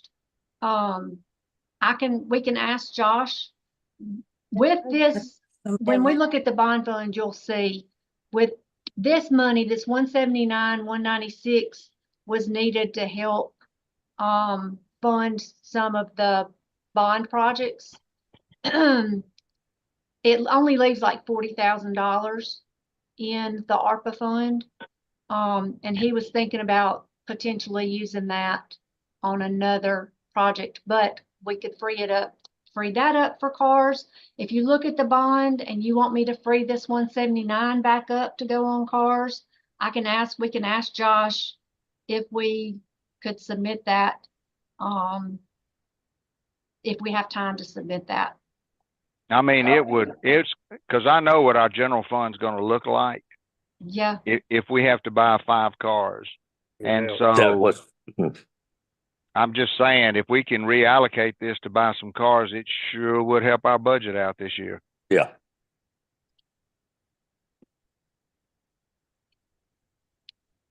Josh be on this afternoon? If Well- we get done in time, we'll start this afternoon. Well, the thing about it is, I know he's got all these projects out there, but in the end, we're the ones that got to come up with the money. Right. Right. So Michelle, would there have to be an amendment before, before this obligation by August 31st? We would have to submit that as a request and get it approved for ARPA. So I was funding. thinking, I don't think it's a Yes, problem. ma'am. okay. But so will we meet, if we're gonna do this, will we meet that deadline? That's what I'm gonna ask Josh and see how quickly. I think we probably could make that happen. Also,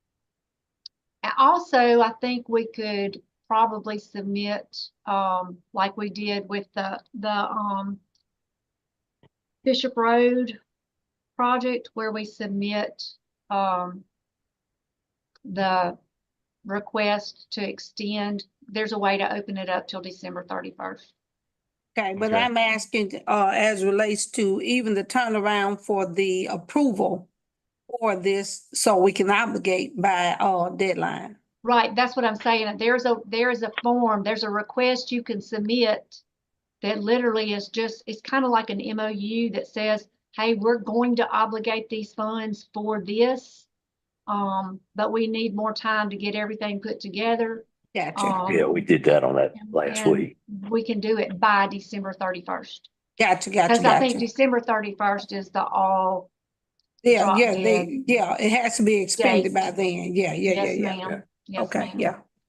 But again, I think Josh, I deal with that all the time. Omar Budget has been revisions. really, Omar Catchings, he's been doing most of the paperwork on these projects, Good, so good. Josh can speak to it more definitively. Thank you, Michelle. Yes, ma'am. I made a note, Gary, we can ask Josh when we meet with him. Thank you, ma'am. Yes, yes, sir. All right. Great that we can be allocated. All right. House Bill 603, this is some funding we received to, $500,000 we received for the, North Site Industrial, Flood Mitigation Project. So nothing has happened yet with that project. So you just see the $500,000 sitting there. I have the money for, it's budgeted to start in fiscal year 25. That project is substantially more than that 500,000, but with House Bill funds, you can't transfer the money out of that fund. You have to record the expenditures in that fund. So Josh will submit the billings, a portion of the billings to hit that fund. We have to budget for it. Heritage Commission, you know, they used to keep their account off-site, and we made an appropriation to them directly. I think a couple of years ago, they moved it back with us. I think they used to keep it with the chamber, moved it back with us. So now we essentially do a transfer to them for their appropriation, and we reconcile their account, so they're a fund. Did that money came out of the Economic Development Tourism Fund? Which one? The Heritage Commission Yeah. appropriation? Yeah. It's a 10,000, they request $10,000 each year. Yeah, but we take it out of that fund and put it in this one. It is. It's a Gotcha. transfer. Yes, I sir. got you. Okay, Yes, sir. Mhm. very good. All right. And that's it, other than your big funds. So where do you want to go next? Or do y'all want to take a break? Let's do the park commission. It's the smaller of the two. This is a very subtle hint. Do y'all want to take like a 5-minute break? How about let's take a 10-minute break. I need a cup of coffee. Okay, sounds We good. got some out there waiting on. All right. Help if you want. Are we gonna stay online in the meantime? Yes, sir. Yes. Yes, Okay. sir. Michelle, are you there? You Yeah, muted? I think she wants. Yes, sir. I think she wants Yes, a break though. I want a 5-minute break. Oh, okay, go ahead. I'll tell you in a minute. Bye. Okay. There's coffee going. Okay.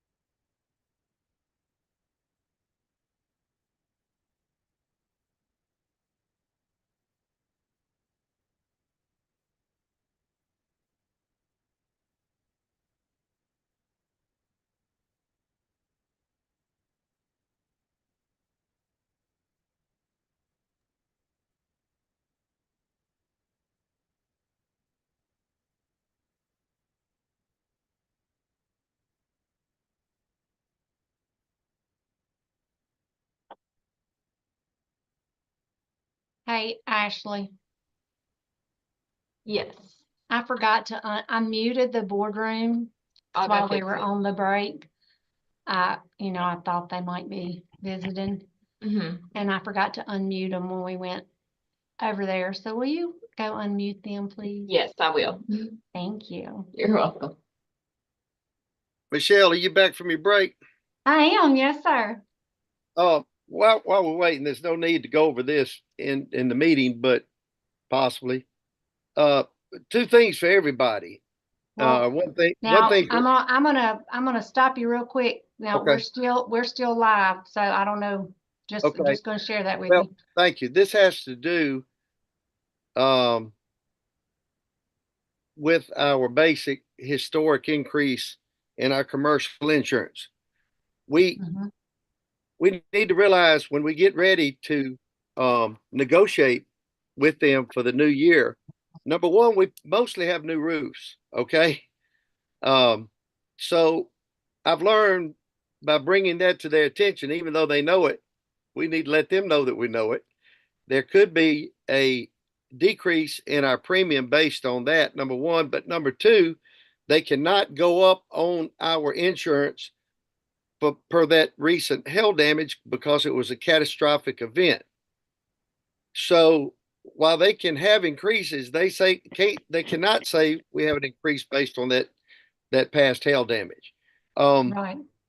And it's my understanding that with our individual policies, homeowners policies, everybody better read their policy because the insurance companies are going to actual cash value versus actual replacement value. And you can pay a little extra money to stay with replacement, but there's a new law through the state of Mississippi, or there's a change in these policies.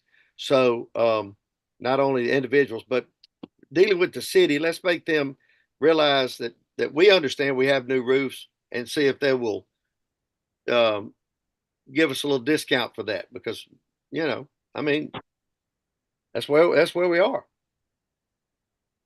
Yeah, what did you say? They proposing a 20% increase? No, sir. What I was saying was that last year, when we had budget session, when we have budget session, it's prior to the renewal. So we budget for insurance, 20%. then we receive the renewal. So what we actually received fiscal year 24 was about a 20% increase above the Man, that's what was strong. budgeted. I wish I could go up 20% every year. Me too. Yeah. They're basing it Thank on you. your roof. They're basing on your roof depreciation. If you have a new roof, you should not have an increase on homeowners now, but it's crossing over into commercial too, the way I understand Right. And you have to keep in mind, I'm giving you an average, because like our motor vehicle coverage went up. You can see it when we look at it. It went up a certain percent.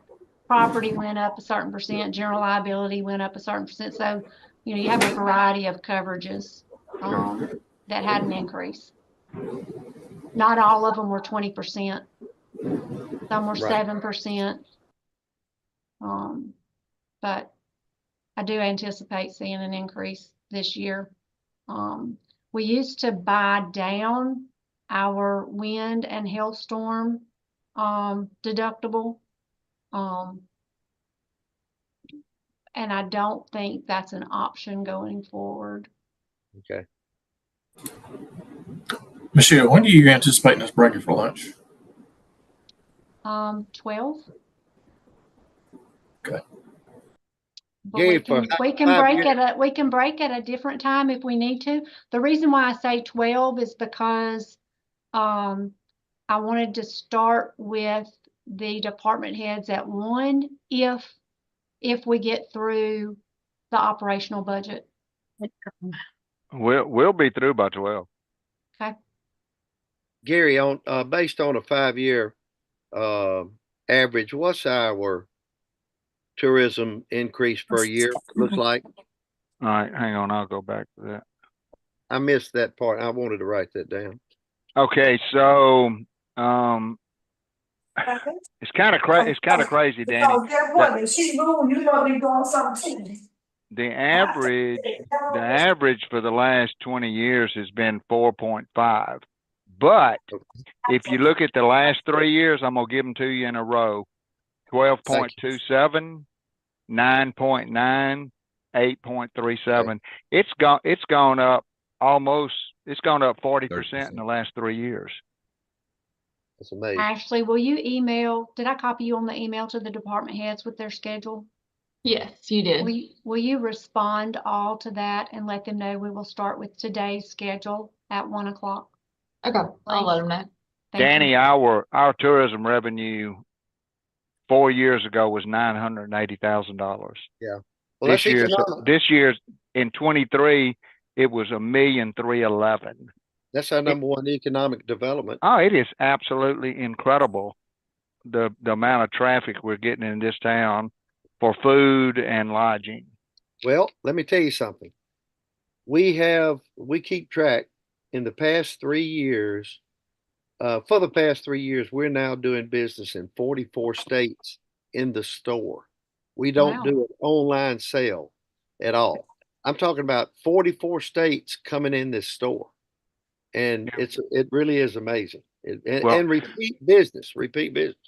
Yeah, our tourism revenue tourism revenue in the last 3 years has gone up $330,000. Wow. That's insane. And it's reflected in our sales tax. Yeah, and I don't even have the 24 numbers in there yet. Yeah, I saw that. I've got those. As you go through this venue as the president and things that we need to do, you make sure you let me know when I'm not there. Thank you.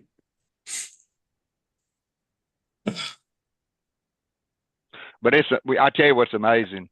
From the time we built the Grammy Museum till now, the tourism revenue tax percentage-wise has doubled. Wow. Isn't that amazing? Yeah. You know, we borrowed initially. We got $5 million from the state. Sure. And I still, when Billy and Becky and I went down there to meet with them to request some additional money, and Delbert Hoseman's got us enough money to pay the debt off. Mm-hmm. Well, we were able to show him that in the sales tax money that went back to the state, we paid them off in the first 4 years in their increase. Amazing. Yeah, but good to know something better. And that was right there. Well, I told them the wish list is coming. I know we got a wish list we're gonna present back. So thank you, Rob. Robert, when you were out of the room, we were talking about the ARPA money. Right. Yeah. If you hear of any new ARPA money coming out, like for equipment, when you're in state legislature, be sure and get us on that list, because lease cars. We don't know when that happens. You know about it way before we do. Yeah. And the police chief and I talked about it too. And good. That's one of the things we will have our list of priorities that we want to. Great.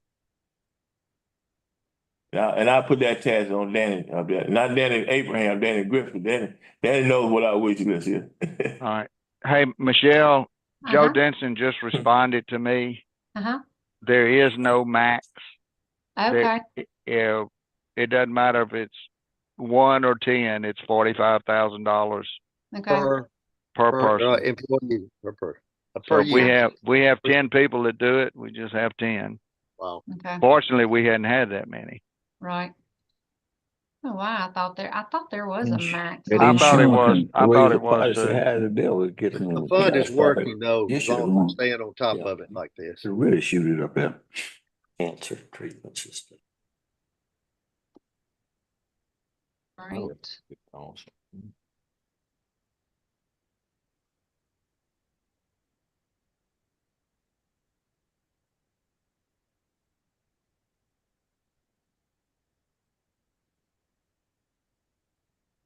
All right, Michelle, you're on.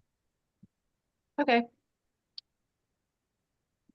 Let me share my screen again.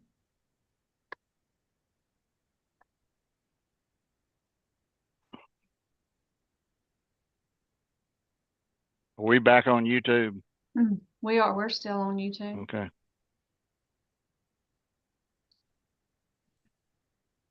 Okay. Can y'all see ClearGov? Yes. Yeah, unfortunately. Okay. So we're going to one of the big funds. Where do you want to start? You want to go to Yeah, the well, park? you ain't got but two left, Park Commission. Oh, no. Well, you we got Park Commission, the Water and Sewer Fund, and the General Fund. Correct. And the Well, bond let's do fund. Park Commission the and bond then fund. Water and Sewer after that. Okay. So excited. All right. Park Commission. Oh, wow. So I'm on good too. I'd be quick too. glance, the Park Commission, it looks funny because you had an increase to that fund of $383,000 last year. It's because they had insurance proceeds that were not spent because of the lights. We received insurance money for the lights, repair to the lights.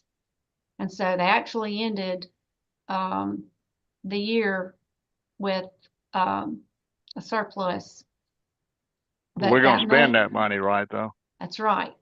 And Okay. so then when you go to this year, you have like a $482,000 decrease to the fund, but it's because we're transferring out that money. And the reason we're transferring it to the bond fund because we're doing that project in the bond fund because there's some existing bond money that we're utilizing with that. Okay. Just to give you a recap of that. Hey, Gary, remind me and everyone else what our maximum millage is we can transfer to the park fund. Two, 2 right? meals. 2 mil. 2 mil. Thank you. Mhm. But Michelle, did So- I hear some about lighting at some, I know over the East Side Park, I know, boys, sorry over there. Okay, so let me share something real quick, and this is going to give you an idea of where we are. So when we're talking about the lighting on the hailstorm claim, this is only the ball field lights. And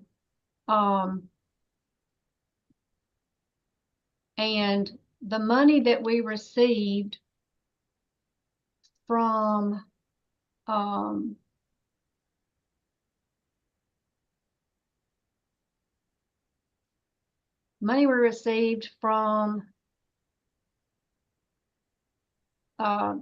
travelers did not in any shape, form, or fashion come anywhere close to covering what we needed to do. So we're having to pick a ball field and fix the lights at a ball field, at a complex. So let's see if there's a total. The total for all lights is $2.9 million. That's for all the ball fields at all the parks.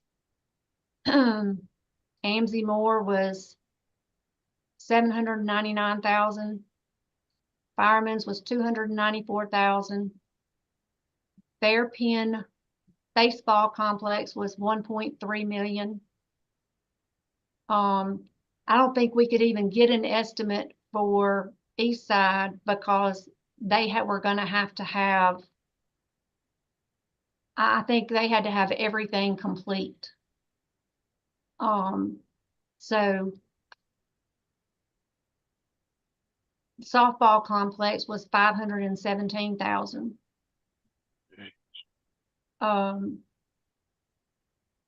So needless to say, the cost, I think we had around $500,000 in insurance money. So the recommendation from Josh was to do the softball complex because that's where the majority of, we do a lot of tournaments at the softball complex. We do it at baseball, at Bearpen baseball too, but that's not feasible. It's $1.3 million. We don't have the money to do that. Are those lights not functioning at all? There are some that are functioning, yes. But like it, but they're not, and Josh can speak to it more. But some are, some are not, from what I understand. Are you saying? So the reason why a softball complex was the better one to do was because the wood poles are in good shape. The poles do not have to be replaced. So this is just replacing the lights. It was the most feasible project. Michelle, is this a maintenance issue or was this a Hailstorm damage. why have The we hail- not been compensated properly? Well, because insurance will only pay, and we went back to them. We got quotes from Robinson Electric and sent to the insurance company, and they will only pay. I mean, they reviewed it multiple times. Josh sent letters, Brian Robinson sent documentation, but the problem is the lights that are out there are an old style light. And that's what they're compensating for. What we had, not for Right. what we need. Yeah. And we I see it. need the new LED lights. All right. Okay. We'll be better So- off on the next hailstorm if we can replace these. Well, let's hope we don't go through that again. Yeah. Yeah. Michelle, Yes, on the park commission, is there a line item in the budget showing the loss and profit of the concession stand? there is. Yes, sir. Did we have a profit on the concession stand overall for the year? We can look at that. Yes, sir. I'm And just wondering. I'm gonna clarify that real quick. I believe what you will see probably going forward, Christian wants to do a more structured inventory and reporting system on the concession stand than what they currently or what they previously had in place. So Good. Thank you. Thank you. So what you see going forward will be a more accurate report of that profit. So Michelle, was there a profit or a loss in this past year? yeah, we'll look at it.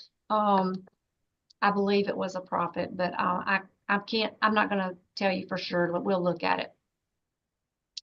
Thank you. Let me close this out on the lights. All right, the revenue. Let's look real quick. You have to look 2 places for the concessions for the revenue. Oh, let's see.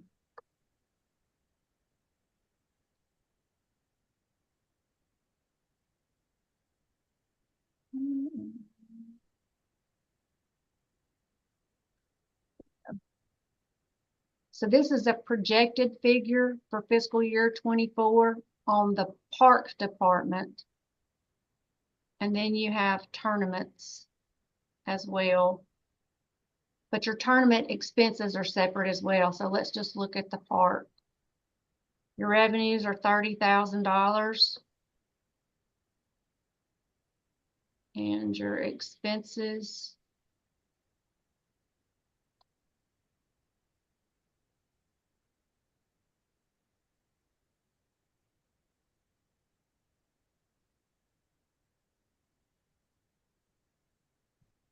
$19,000. But then you also have concession stand labor that you pay.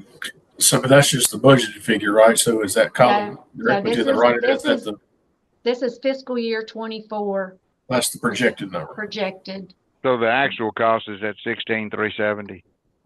That's where we're at right now. That's correct. Okay. Mhm. What was Well, the that's where you were as of the end of July. Okay, so what was the revenue actual? Wait, Ashley, was that the end of June? Did we update it the end of July? I think that's the end of June. I think it's June. It's June. We didn't update it the end of July. But we took the projected from the end of July. So from Centerpoint, our accounting system. And then figured for August and September. You said revenue?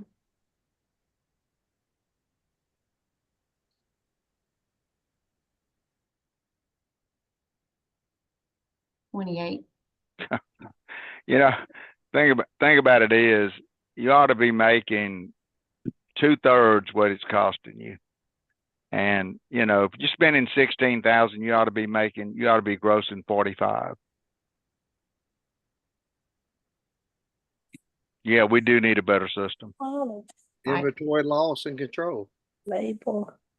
Right. Are they not employing people? Christian has been on top of that. That was one of People to the work things he talked about. Yeah. Talked to me about early on. Referees.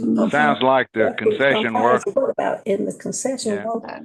Sounds like the You gotta concession watch it like workers are close. making more money than us. Okay, you just heard that. That's what I want you to know. Hey, second. Okay.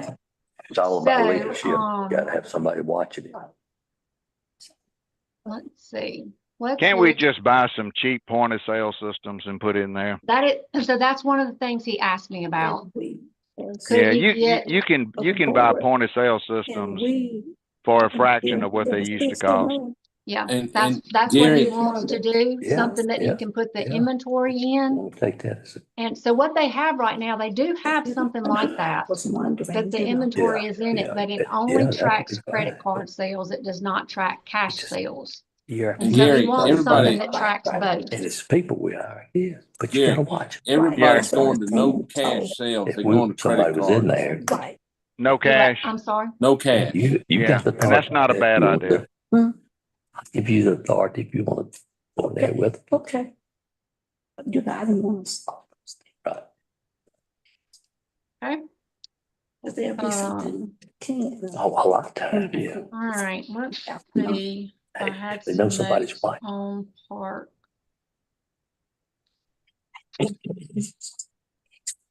Let's look and Well, see. He not had a all. couple of things he It's was not. requesting. It's just an organization that came. Yeah, And what you have is left. yeah, we're having a little trouble hearing. I can't hear y'all. We haven't sat. It's a private conversation, I think. Please forgive us. And I Okay. thought David Work was back. Okay. So he's requesting a $25,000 increase to contracted services. Well, I lied. He didn't request that. I put that in there. For what? So Josh and Christian and I all at different times had a conversation about the maintenance of the soccer fields at Fiducia Park. So they did, the maintenance this year, but Josh said that it needs to be a 3-year program, that it Yeah. needs to be done 2 more years, but not as much. The first year, it required more. So a top dressing needs to take place for the next 2 years. So he said $25,000 would cover it for each year for the next 2 years. And I put that in contracted services. Okay, let me make a suggestion here while we're talking about this, since we're talking about Fiducia Park. Mhm. You know, right now we're contracting with CYSA to do the soccer program. Until December. They are collecting a lot of revenue, and they're using that revenue to pay these so-called coaches and all this other stuff they're doing. And there's some excess there for what they're charging. And all we're getting out of it is a makeshift season that's not generating any revenue. And they have not brought a single tournament into this town. Is this something that Christian's willing to take over? He absolutely, he wants to. Okay. He Well- told me, he said, when the contract, he asked me, he said, when does the contract renew? And I looked it up for him and he said, I would like to look into that. Yeah, I think we can make up the difference to justify this kind of cost. Because Think so, we've gone out there and spent $1 million plus to do these fields. And with the exception of Bio Academy that had a tournament out there a few weeks ago, we're not having any tournaments. They're not bringing anything to Cleveland. He's going to, he put in a travel authorization request. Can't remember if it's this week or next week. He's going somewhere. Ask him when you meet with him. And I want to say it was to talk to some teams about a soccer tournament. He's putting boots on the ground. Well, I'm telling you, there's, these places like Oxford and South Haven, they're making $50,000 a weekend on these tournaments. Yeah. Yep. Has their contract matured? When is it? In December, Danny. December. Thank you. Good. We probably need to meet in early September on that. Take it over. Okay, good, Mayor.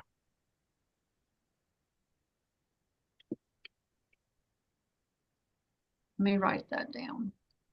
Okay, so what does that make our park budget look like? Just get to the real meat and potatoes. All right, let me go back to so you can see it with the fund balance.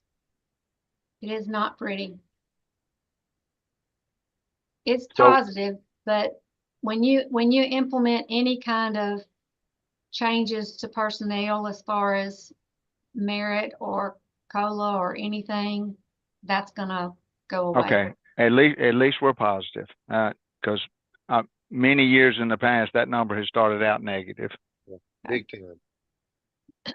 So the other thing that that he had in here, let me just finish going back through here.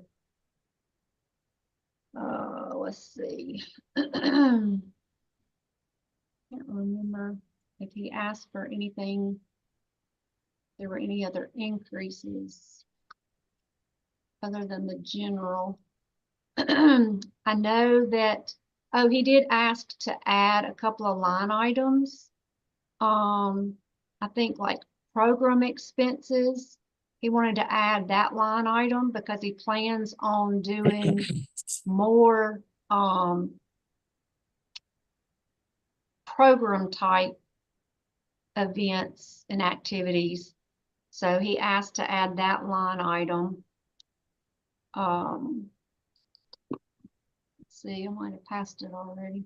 Okay, so earlier, and I don't see Kirk right now, but earlier we got to talking about the increase in pickleball interest. Mm-hmm. If we air condition that gymnasium, why couldn't we charge some kind of annual fee to the pickleball players to help pay for that thing? Because we charge kids to play in the park commission. Well, let me address that, Gary. Delta State is letting them play indoors, and they're not charging them out there. So people are doing it at Delta State. I think that we just be fighting an unnecessary battle. I don't think we can charge to play pickleball anymore. We started doing that and we met resistance and people went to Delta State, and I just don't see that working. All right.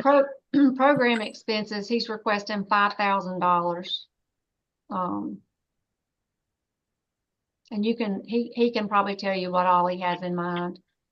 And Michelle, excuse me, go ahead. You're good. Go ahead, Mayor. What about the Armory? Is he making any requests for? He I believe he might have something in, I can't remember if he put anything in capital budgeting for the Armory. I'll have to look back and see. I don't remember seeing anything for. Yeah, it's got a lot more purposes it could serve, and we've neglected it for so long. I know we're gonna talk about in bond fund, we're gonna talk about cemetery that we're gonna have to get done this year for sure. So anyway, I just, I will, and so let me back up. The very next thing I was fixing to talk about actually is for something at the armory, but. okay, go ahead. And I didn't think about that. You know, the batting cages and turf they put down that's at the armory. Yeah. He wants to buy, it's called Hit Tracks. And it's a batting cage simulator that it does like the speed and velocity, everything in the batting cage. He wants to buy Hit Tracks simulator for the batting cages, and it's Was he planning 16,000. on charging a fee for the use of that? He does. Well, I think he rents out, and it stays busy. Like travel teams, they rent it out, and I think the simulator would add to that. So Do we have any issues we need to be considering? I mean, concerned about for charging the public for something that other businesses are doing? Competition. Well, I mean, I'm just saying, I know there's some issues with any kind of government competing against private enterprise. That was on the garbage bag, if you remember. Right. mhm. So I'm just cautioning us. I don't know if that's an issue because you got other businesses in town that do that. Right.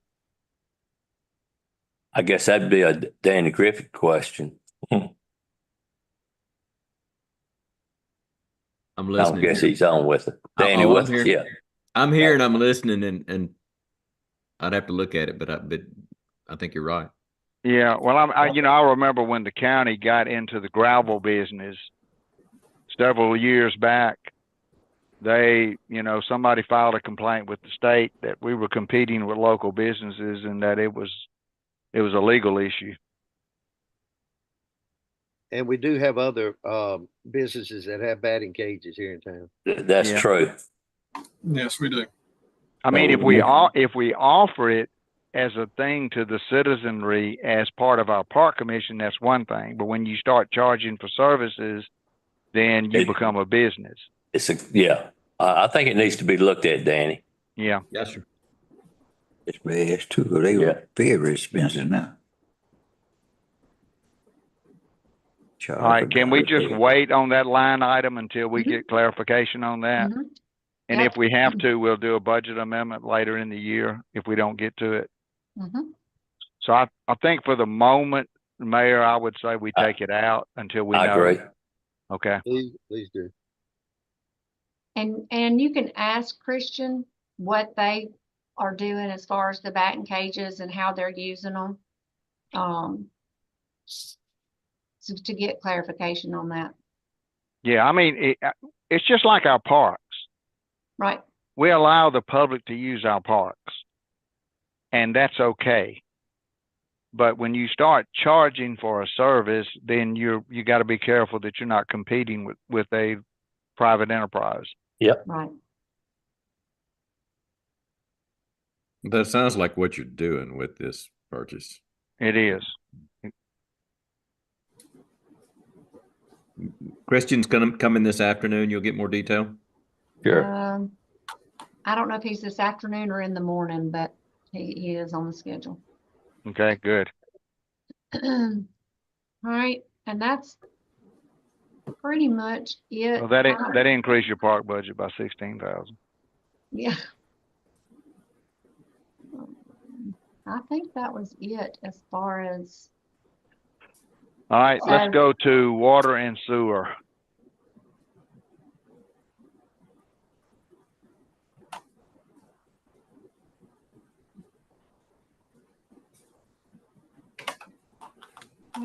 There we are.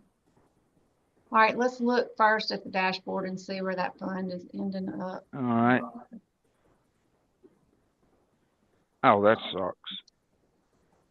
It's about where we've been for a while. don't seem to be making any headway.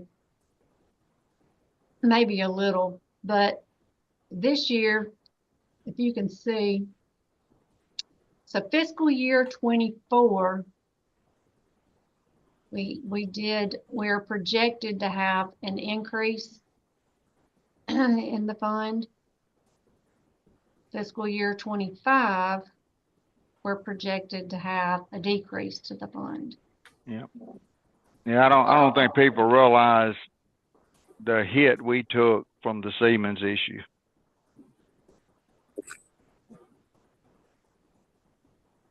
Let me maximize this so y'all can see it better.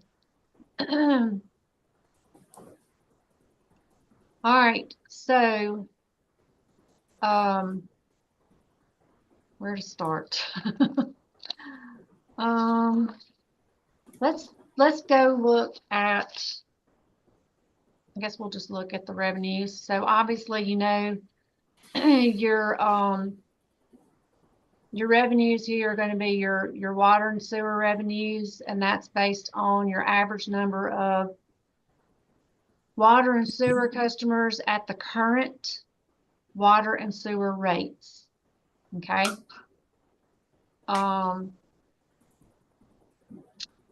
And then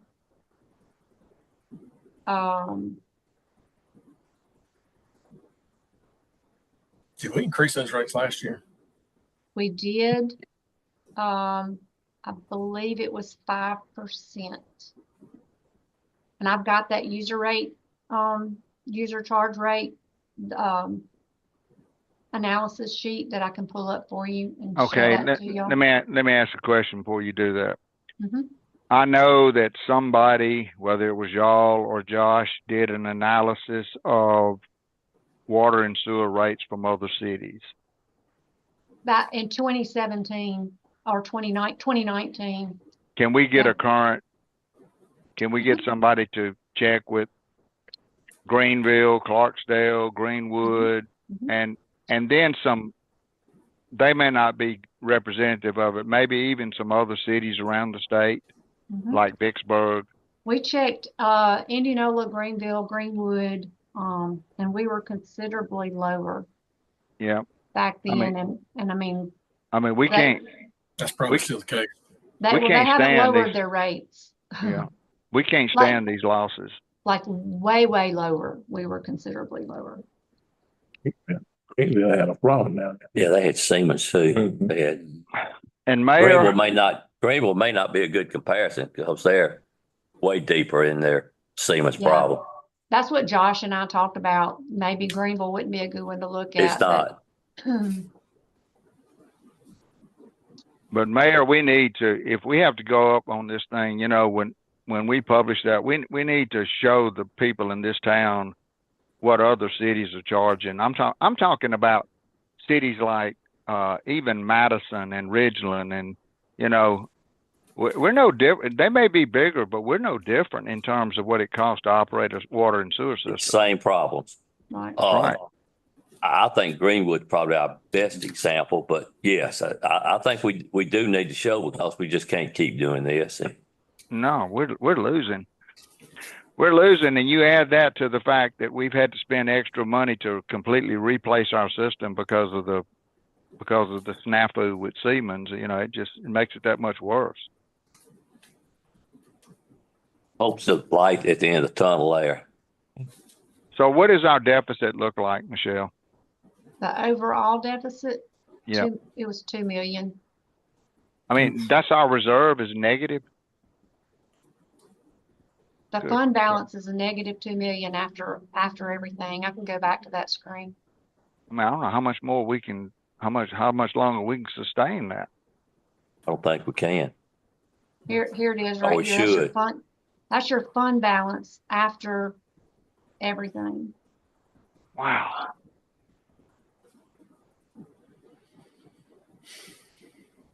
I mean, so right now we need 322,000 just to break even this year. For this year. So 322 across the board. How many utility users do we have? 6,500, isn't it? Well, it's more like about 5,000 water and sewer, 4,000, I believe mosquito, let me look. And about 3,500 Yeah. or so garbage. You know, if that was even across the board, it would cost everybody in this town an extra $64 a year. What, $5.25 a month? Yeah. And that's not true because you got commercial users that go in there as well. So, Right. you know, they would, to the citizenry, Mayor, it wouldn't be $5. It'd probably be more like $3 or $4. I don't see many choices here, y'all. Now, I think before we dig, are there any particular increases in expenditures that we need to look at? Yes, sir. Let me go back.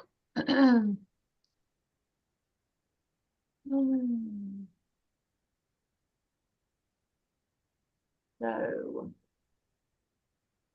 Public Works Administration, their budget is down. Water Department.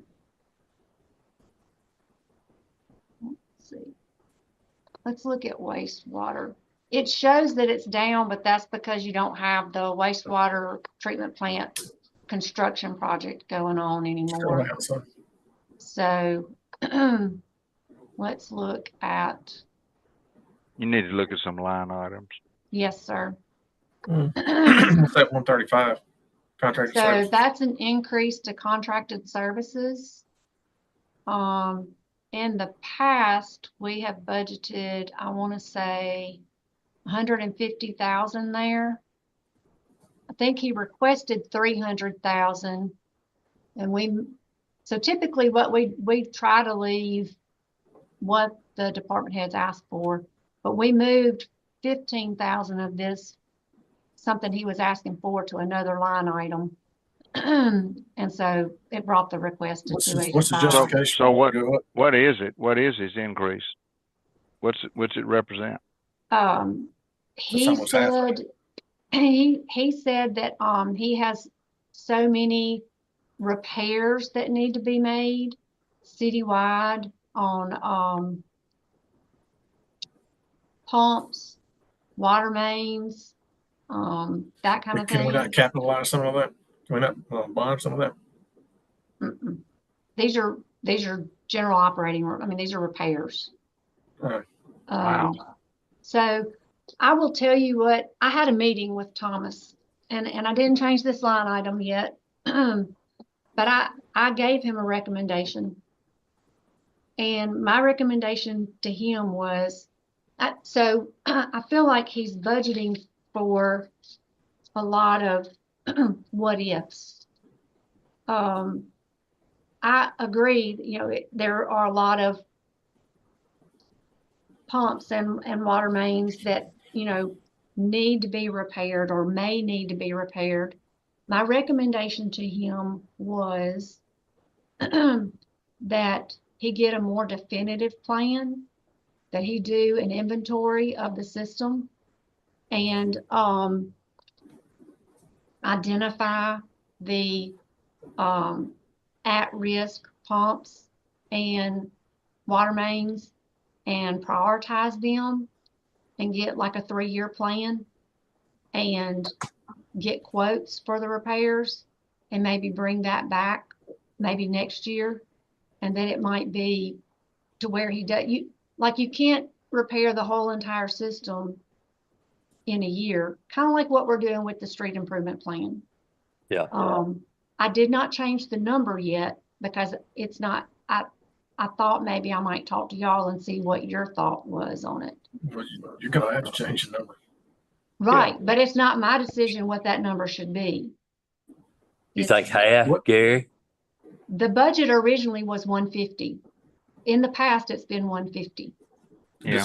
Does he have any other big movers besides contracted services? It's some So they're projected, I thought you might want to bump it some because they're projected to spend 175 this year on repairs.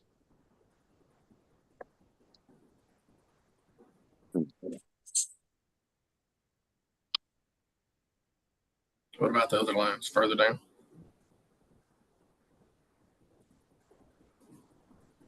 That's lights and heat is up 20,000. That's out of our control. He's bumping travel expense, but I think he's anticipating Raheem, his assistant director, going to trainings along with him, or getting his certification and going to the meetings and going to trainings. That's good. Let's see. Water and sewer. Mhm. So it's Schools and Thomas training, getting all the his same thing. certification. Let's see. Has Thomas got all his certification? He's there this week, actually. He'll be doing his Zoom meeting from his wastewater, from his, I don't know if it's a refresher course or what he's doing for testing, but that's why he asked to be in the afternoon. He's doing an excellent job. Yeah, I promise Yes, you. yes, sir. Let's see, Oh, Where's that? 20,000. Building and ground repair. He asked for Till he gets a degree, he will.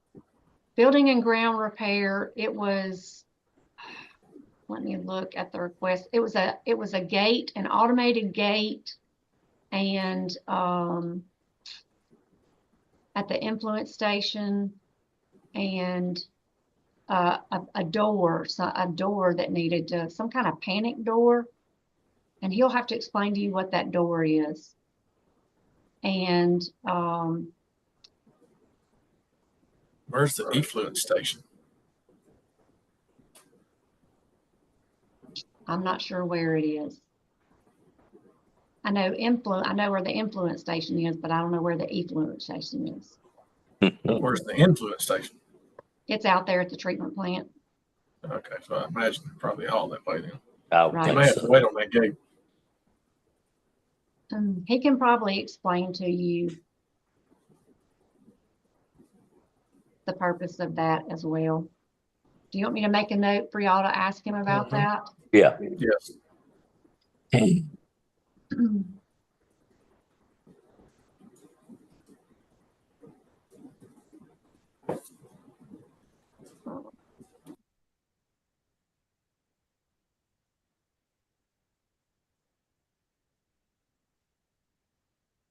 And then he also has an increase of $5,000 to his electrical repairs line item. They need to replace the shots breaker panel.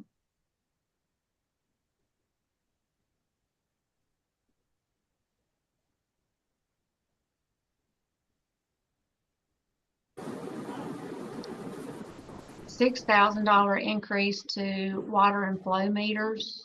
I don't think there was an explanation. Oh, yeah, it was. Due to the increase in number of houses being built, they urgently need to order more meters to keep up with the demand. So how many do they normally keep on hand? That I don't know.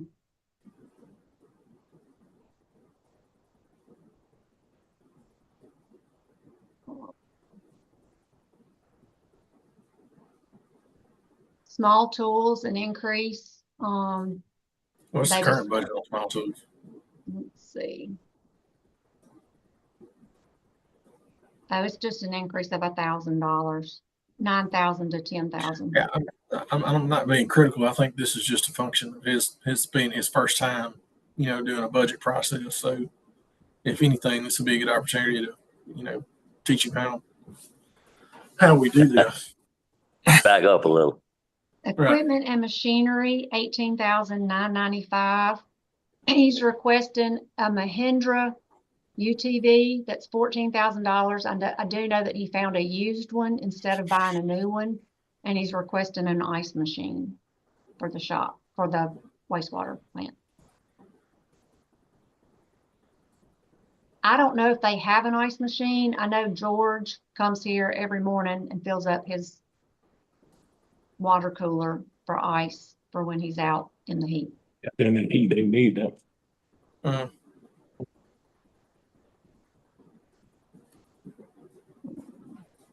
And that's it.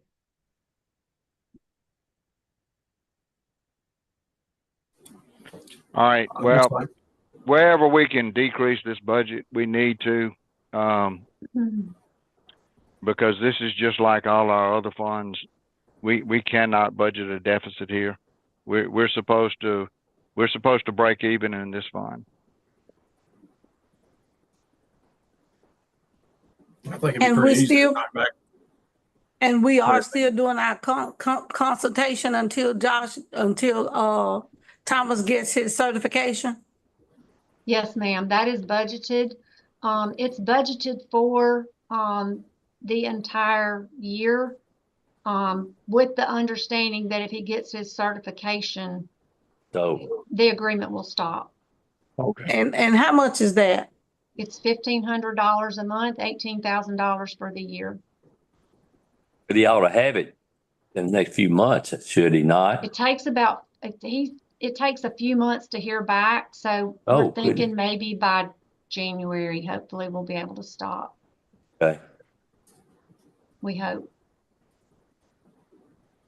We're hoping that this will just be, the agreement will just be through December. Making some good grease. I I mean, we think he's making some good grades because he's Johnny on the spot. yeah, he's good there. He's doing Miss well. Xenia, that agreement right here is in this sanitation contract line item. Yes, ma'am. Yes, ma'am, it's there. Any questions about this wastewater? other Well, than can y'all we wanting to- get Ashley to check with some of these other cities before we meet with Thomas and anybody else dealing with wastewater, so we kind of know what their rates are? I can do that. Yeah, if Have you her could get- just, you can start making some phone calls before we meet with him, it'd be a great idea. Okay. Bring- Even check with maybe like Vicksburg and, just, You want water and sewer rates, right? yeah, we need water and sewer rates. I would say Greenwood and Indianola also. I would think Greenwood for sure, yeah. Yeah. And no Why were requirement. why were you excluding Greenville? They have huge That's it. Siemens problems just like we do. Yeah, they got some issues.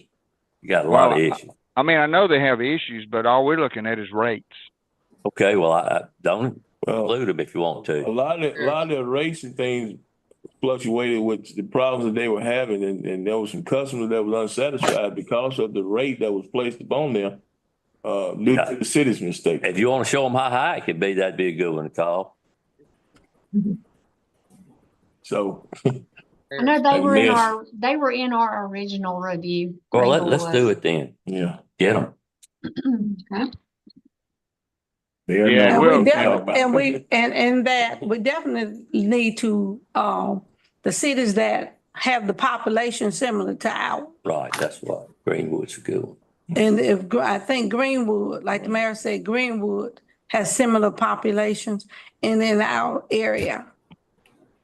Yeah, Okay. we also need to be careful on those rate increases. You don't want to jack them out the roof just all at one time. Yeah. You just gotta be I careful. have a, Yeah. I have a it, schedule Brian. if y'all Hey, want to Brian. take, or do y'all, I have a schedule I kind of prepared if you want me to share it real quick. Please. show us.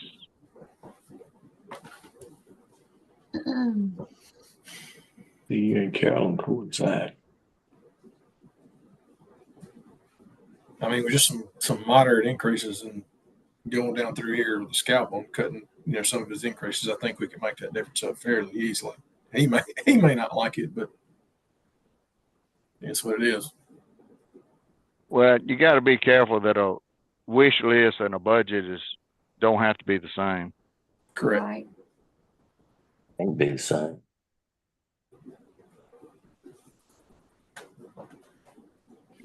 Support.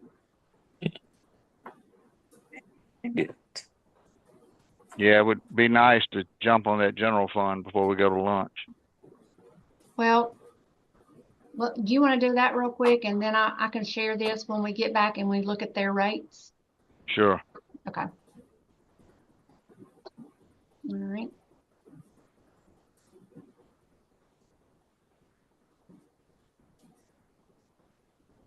Because I would like to also look at the bond fund before we can look at that when we talk to I Josh. thought we did. We haven't looked at the bond fund. Well, we already know what our shortfall is. Yeah. It was $60,000 and you still had a little bit of reserve left.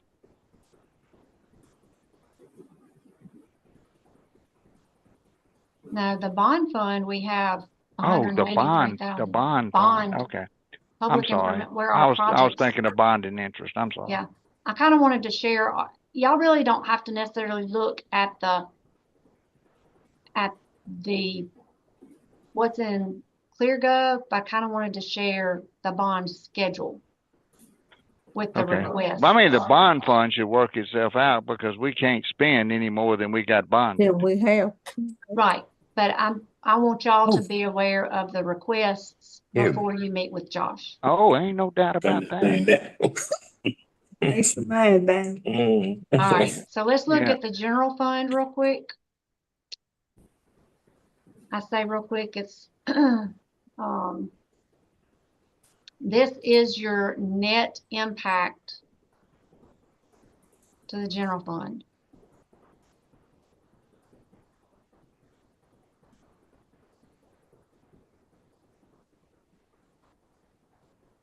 There is the general fund is in good shape, but it's because we have a really good fund balance in the general fund. So that's just something to keep in mind. Yeah, that can disappear overnight. That's why I said that's something to keep in mind. So, revenues, you know, that's going to be your all your taxes, property taxes, sales tax, liquor tax. The one thing that we lost in this fund, lost 100 and usually comes out to be about 130,000, 135,000. We only budgeted 125, but it usually comes out to be 130. Yeah, but we also lost 3 officers. Why? They transferred to be in patrol. Yeah, he took them Oh, back in. he kept the officers. Yes. I got you. Yep. So we lose the reimbursement. Those are the one that transferred from the school, you mean, Michelle? We lose the resource? reimbursement for the SRO. Yeah. From the school, yes, sir. Now, I think, I'm trying to think if any of them went to the school, but if they did, we did lose some officers, but they've been replaced. So, and he was fully staffed, but I think he has 4 vacancies right now. So, anyway. Oh, we replaced. So that's your basic income for the general fund. You've got your transfer from sewer utility for the SRF. Right. That's that sales tax we lose. That's right. It's for the sales tax diversion. So let's look at the expenses.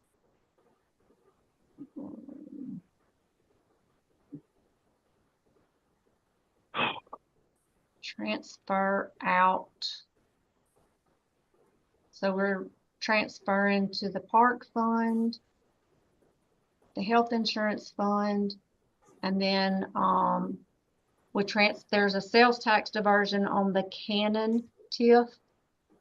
So we transfer to the TIF for that sales tax diversion. Okay. The one question I had is on the health insurance fund. For several years now, we've been transferring $20,000 for the life insurance. Right. I realize it would impact the health insurance fund, so I don't know what y'all want to do, but I don't know if there's other, I don't know if it's figured in for administrative charges, but that health insurance cost has gone down. So if y'all want to consider decreasing that transfer, Then do it. you know, that's Yeah, if the cost has gone down, then there's no point in transferring. okay. I mean, I could cut it to probably 10. We'll do it. Okay. That doesn't leave us but 718,000 I know. I mean, hey, now. let me see where I can find. Every little bit helps. Mhm.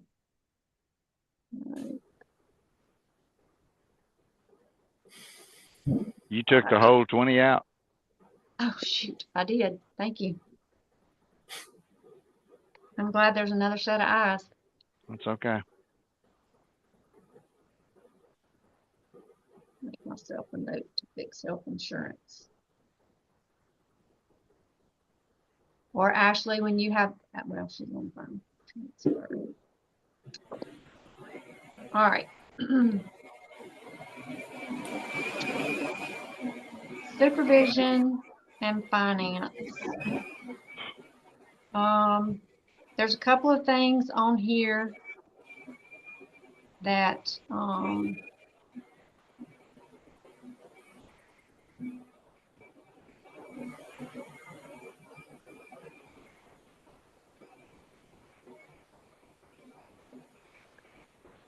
trying to remember what all we had. There's some increases just to match, some small increases just to match what expenses were.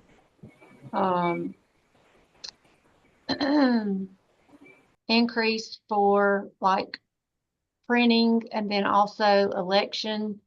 I had to add that line item for this next fiscal year.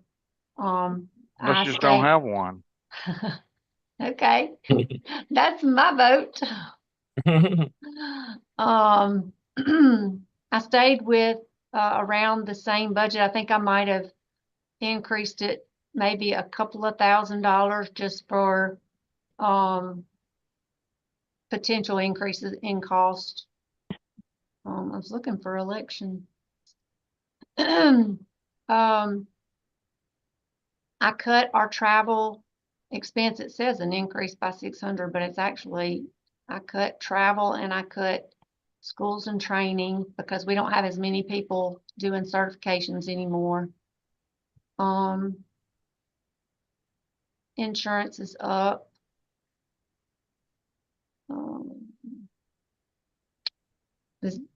We don't have a vehicle, but for some reason, the way the insurance is written, we're charged with a large portion of the vehicle insurance. The general fund is? Our department, supervision and finance. That's insane. I don't know why. But it's allocated over the whole city, so it doesn't matter. That's right. It ain't gonna cut the cost if you take it out. Right. No, it's not. It's just the way it's allocated. Let's see. I took ClearGov out of computer programs.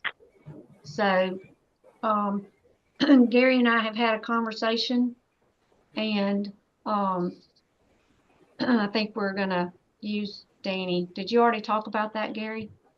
And maybe try not to, or did you already talk about maybe not renewing ClearGov? Oh, Yes. we talked about it before the meeting. Yeah. So I took If we can that get out of the, that contract. yeah, I took it out of the budget. What is in here, I did put in a request. I don't know if Danny Griffith is still in the meeting or not. I put in a request for a program called Next Request. The program is $12,000. It is to help manage public records requests. I've looked at it a year or two ago, And, we weren't getting as many public records requests then, so I disregarded it. We seem to be getting inundated with public records requests now. So this helps, with managing public records requests. It gives you audit reports. It helps with,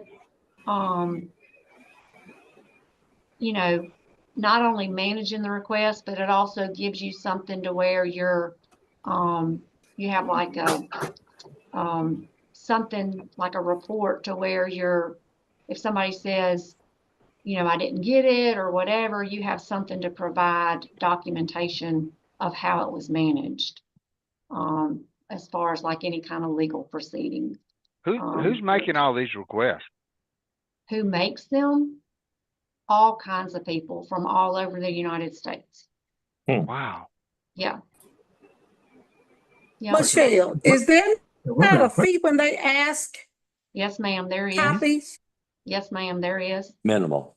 There is a fee for, there's a fee for copies or electronic data and a fee for our staff time. And we collect that before we provide the documentation. But the one thing about next request is, like, if I have to send, so that all that flows through here, and if I have to send it to another department, because it can impact any department. So if I have to forward that request to another department, community development or the police department or municipal court, whoever I may have to send that request to, next request will prompt them and me with a reminder that, hey, this request is still pending, so that it doesn't sit out there, because we have 7 business days to respond. And but that does not count the time for them to pay. So next request will stop. Once I send the request for payment, it stops the counting time while we're waiting on payment. And then once we get payment, it picks back up from the time they pay till the time I send the documents. So it picks back up the days of counting the response time to make sure that we stay within the legal response time. So then it alerts you once the person has received it? Yes, ma'am. Also? Yes, ma'am. Once it's complete, it marks it complete. Okay. And it does an audit report, like we can do an audit report from start to finish. Okay. Yes, ma'am. So. And this is called what? Next request. Okay. So that's one of my requests. I have another request in building and grounds repair. I would like to ask for external cameras. They're $1,800. I would like to put a camera on the front door mainly for security because of the drop box. And if we get any kind of, you know, anyone claiming to have put something in Dropbox, we can review. And then I would like to put a camera. We don't. And then I would like to put a camera at this back door where the majority of the staff leaves from this back door. It's a solid wood door. And if you leave later in the evening, like not at 5 o'clock, like some of us do, after everybody else is gone, and you walk out that door, there's a nook right there that somebody could be in that nook and you wouldn't know it until you walked out that door and they were right on top of you. So for security and safety of the employees, I would like to have a camera on that back door. And when I met with security services, they recommended a camera that also pointed to that little parking lot where we all park, so that if we got in the parking lot and anything occurred, it would be captured on the camera. The additional camera on the parking lot is $300. So the original quote was $1,500, and then the added camera on the parking lot makes it $1,800. For safety, you can't. Yes, ma'am. Done. Thank you. Well, that's Yeah. especially good when the time changes. Right, right. It's dark. It's dark when we leave at 5 o'clock. Oh, no doubt. Get that done. But anyway, some of us don't You leave never till, leave at 5. It's I always much don't. after that, but anyway. I've been here and she was up here Yeah, late. she's up here So, tonight. Yeah. Oh, anyway, that's a safety issue. She needs, yeah. do you want to talk about my other request, or you want us to wait till we go to personnel in executive session? Gary? Let's just wait. Okay. All right. So other general. What did you want me to do on next request? Do you want me to take that out? Just leave it on for the time being. Yeah, Till we I think figure so. out? Okay. All right.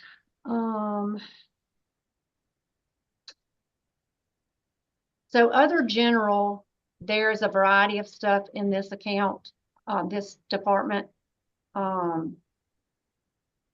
The biggest change in here, I think I added a little bit of money.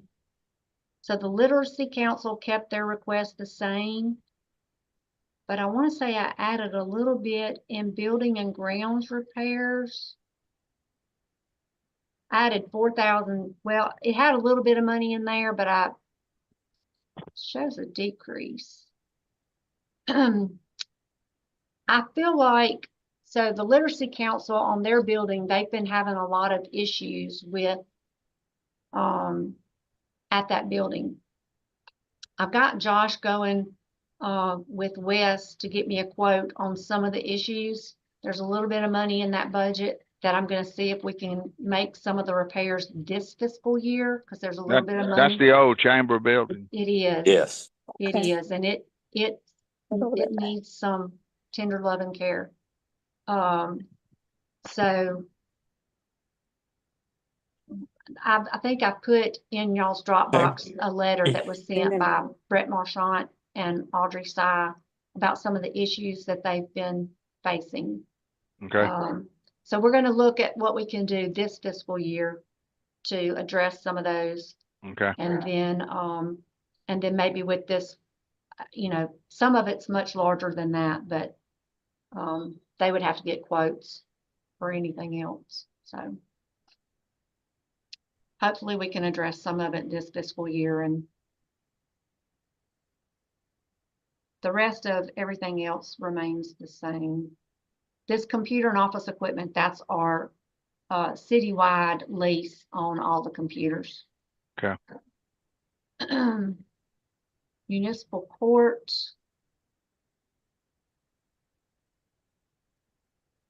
Oh, there wasn't. The only change there is there's a request for lettering in the courtroom to recognize.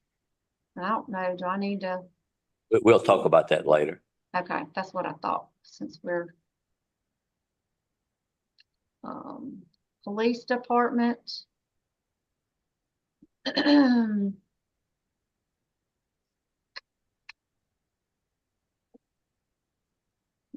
see.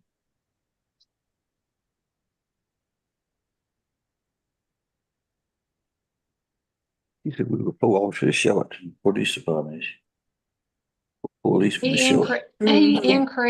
increased his uniforms budget a little bit. Building and grounds repair, he wants to put an awning, and I put the quote and a picture of the awning in Dropbox. That's on the back door, not on the front, but where the officers stand to come in. They have to be, when they bring an arrestee in, they have to be admitted, and sometimes if they're standing out there in the rain. So it's basically just to keep them out of the weather.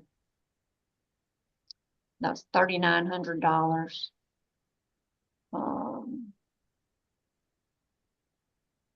Is the salary included for the 4 policemen that we shot off? Is that included in there? Yes, sir. Thank you. Yes, sir.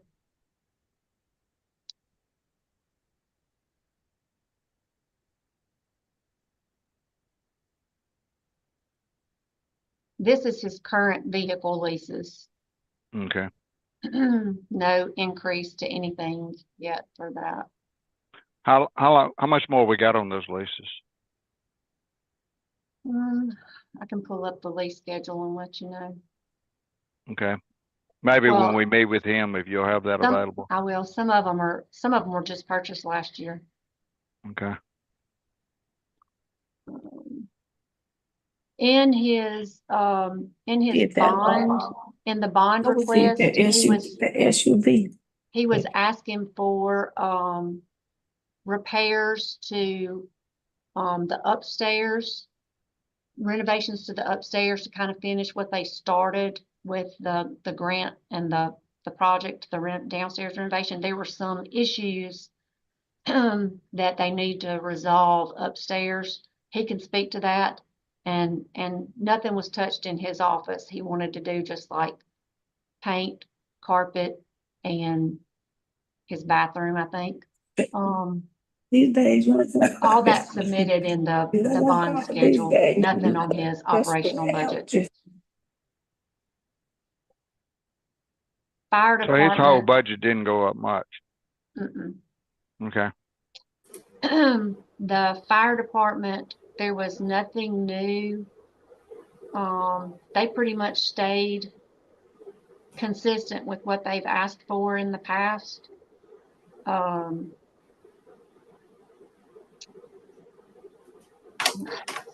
Okay. So nothing there. Community development. I don't think they had anything. Okay. Let me look real quick and make sure I didn't have any notes.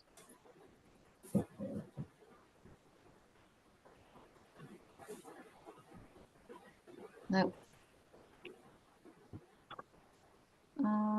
Cemetery, they were asking for, I believe, a mower. Of course. I know one department, I think it was cemetery that was asking, yeah, cemetery was asking for a mower. And then also 2 weed eaters and a mower is what cemetery was asking for. Other than that, it's consistent with everything else. Airport. So I don't know if you had time to look at it. Clint put in a note about the CPI and what his budget was previously, and how it had been decreased over the past several years, and he was trying to get it back to where it had been, so he went in and did increases on several line items. Well, he should have had a good salary decrease to cover that contracted services. Right. Yeah, contracted services is not part of his CPI adjustment. No, I know that, but I mean, he lost his key employee and to a contracted service, so that's right. We should have saved a bunch of money there. Right. So let's look at the net change on airport.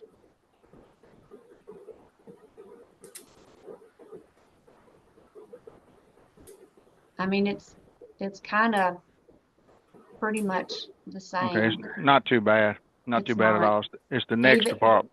Even with his adjustments, it's not bad. That's not bad. Groundskeeper. What the heck's going on there?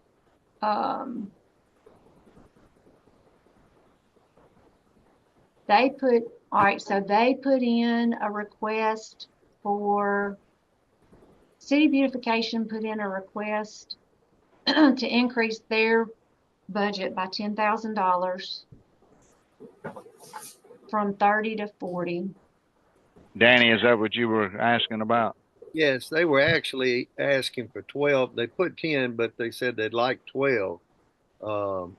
And Billy Mike can speak to this too if we need to later on. Yeah, the letter only said 10. So, I mean, the budget request was for 40. So, that's what I put in there. I can. We're getting more flowers. No, They've got a lot of big plans. they got big plans. Yeah. Yeah, and it's all good for downtown. Okay. Yeah. But they really would like 12 if possible. And and none of that can be taken care of by some of this Main Street money. no, It's possible. I think what they talked about in their letter is like it's their maintenance stuff. Like they said they need to replace all of the hanging baskets downtown, or I don't remember. There were a lot of things, just general upkeep maintenance stuff that they need to do. I don't know. We've got an energetic group that's really trying hard, and they're doing a lot of the legwork and work themselves, some of these ladies and all. So I think we need to take it hard. I'd like to see it in there. Small equipment repairs was increased by $3,000, and that's for, they need to repair an engine on a mower. So they didn't ask for a new mower, but they asked to repair the engine on a mower and get new mower blades. And that's $3,000.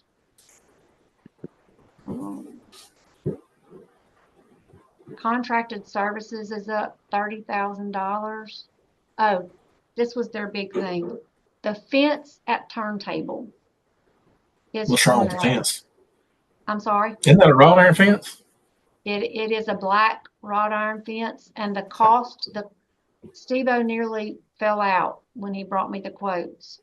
The cost to replace repair the fence or replace it is $31,000, $31,900. What is happening to it? I'm sorry? Why do we need to get inside the fence beside cutting or something? Is it? Well, the fence has to be there. I guess it's a safety. It's for safety because there's a pit right there. It is that. And so. So what has happened to the fence?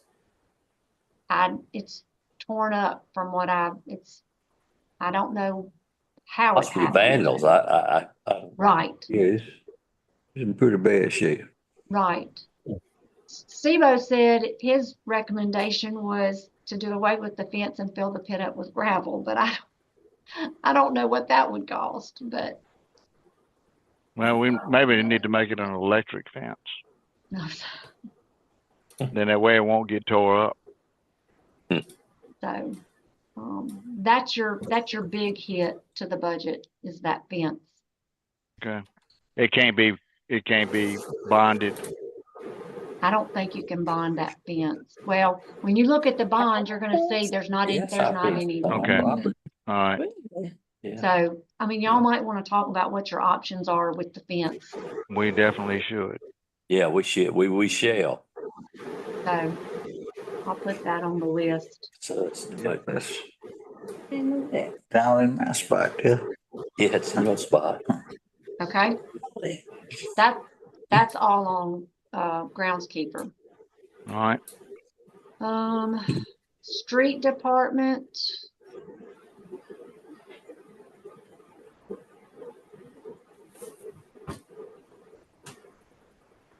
What did they do?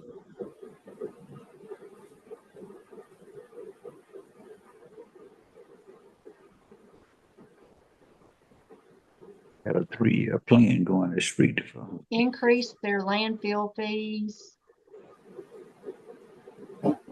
He said they're picking up a lot more limbs in the city. It's prolific. It's unbelievable. So, their landfill fees are up. It's a shame we can't burn these things. Well,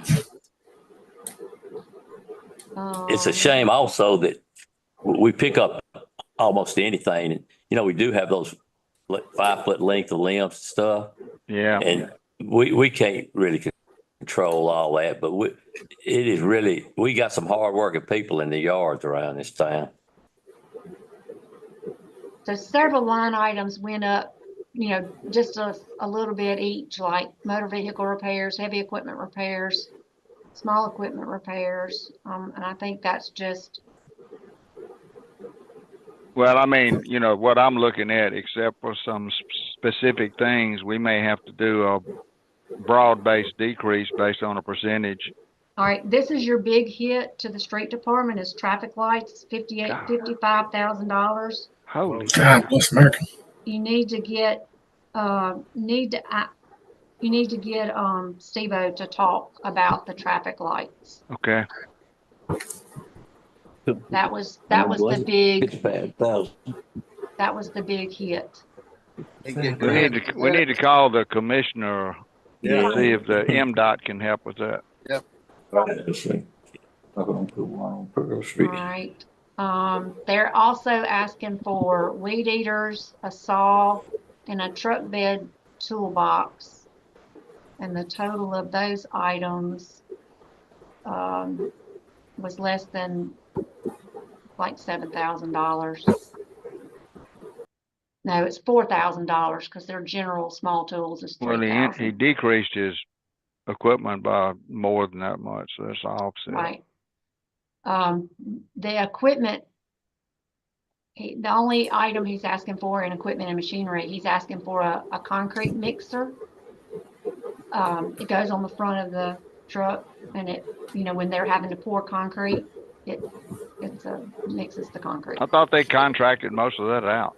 They pour. Well, I think they're wanting to do that like small jobs. Okay. They're wanting to be able to not contract it out, because I know they pour some, and I think this would enable them to do that more and not contract out as much. So we eliminated some vehicle leases. Yeah, well, the sweeper, we paid off one of the sweepers. Gotcha. Do that, cause they did wait. Oh, All right. city did. That's the street department. Shop, they're asking for, he wants your increase here. They want a lift.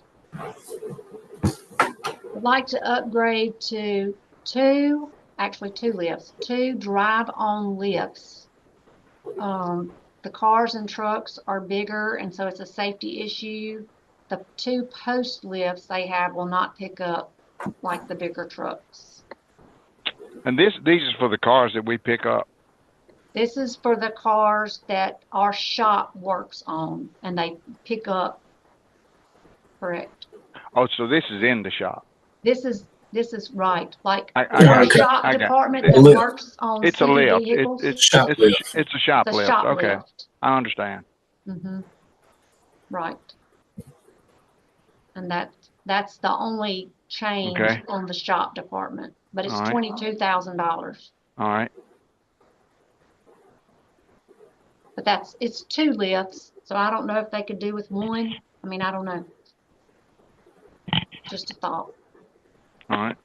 Engineering, they kept their budget the same as far as their general engineering, Okay. which I think we cut it last year. They always Yeah. put in for 150, and I think y'all cut it to No, 120. they'll figure out a way to get it back. All right, so that's the general fund. I know we got to go back and look at that more closely. All right. Real quick, I'm going to share the bond requests. And then. When's our first department head? 1 o'clock. Okay, so we don't have much time. No, this won't take just a split second. I just want y'all to see it.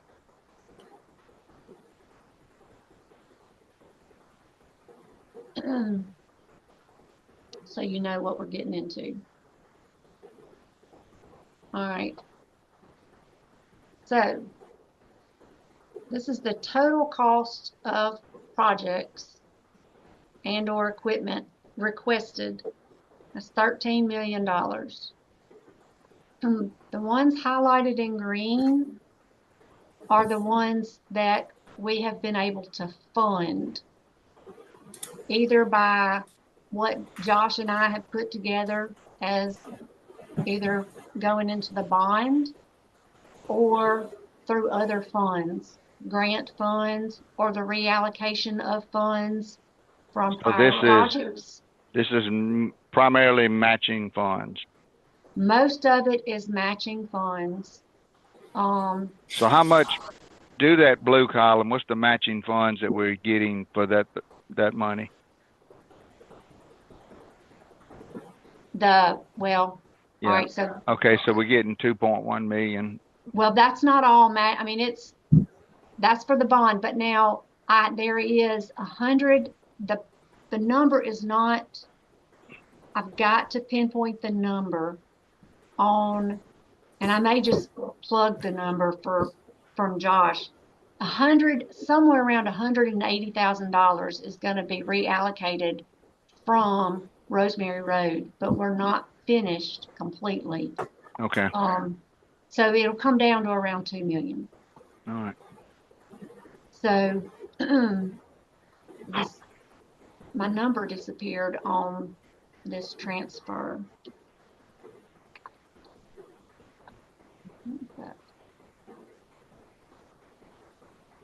So the cemetery, the lights, where's the cemetery? There it is right there.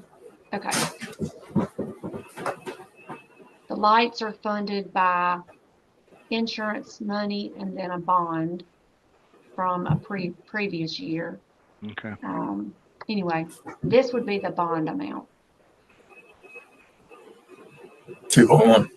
218.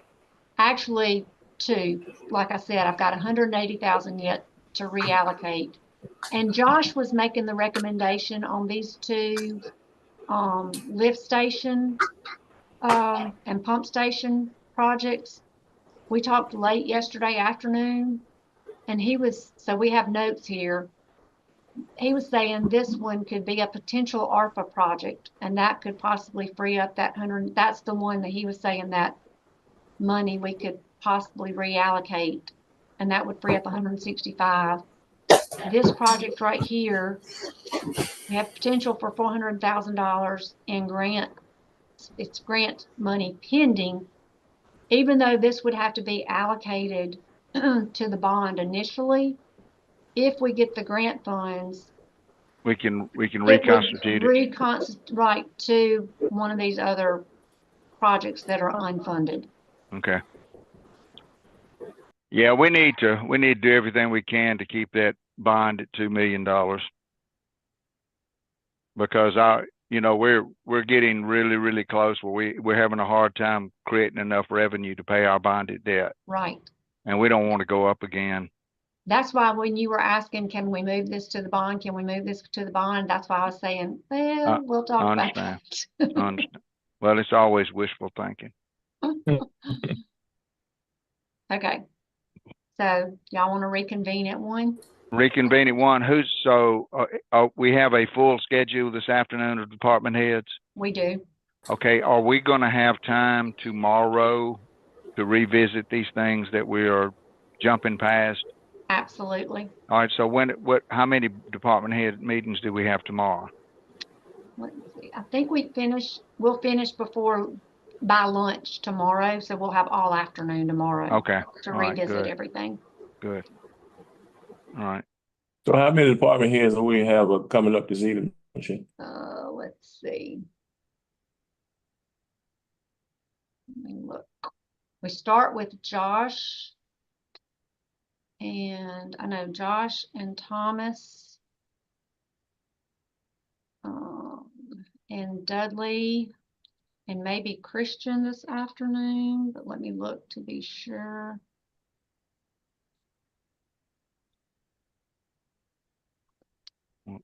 Tell all of them to be ready just in case we finish ahead of schedule on somebody. So this afternoon we have Josh at 1.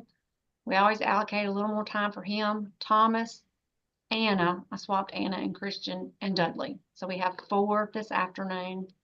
So we actually might finish a little early this afternoon if you want to go back to anything after those conversations, or we could just end early.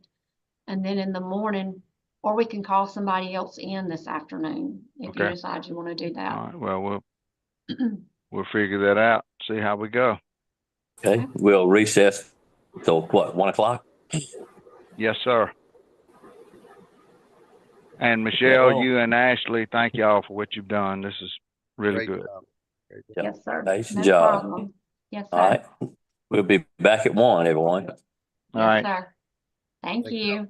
So we get out, right? Yes, you can get Okay. out What and off and we'll log call, back go back. in. Okay, 1 go back to o'clock. the Oh, same 1 Zoom call at 1 o'clock. Yes, Correct. sir. What Very happens good. if we just stay here, Michelle? It doesn't matter.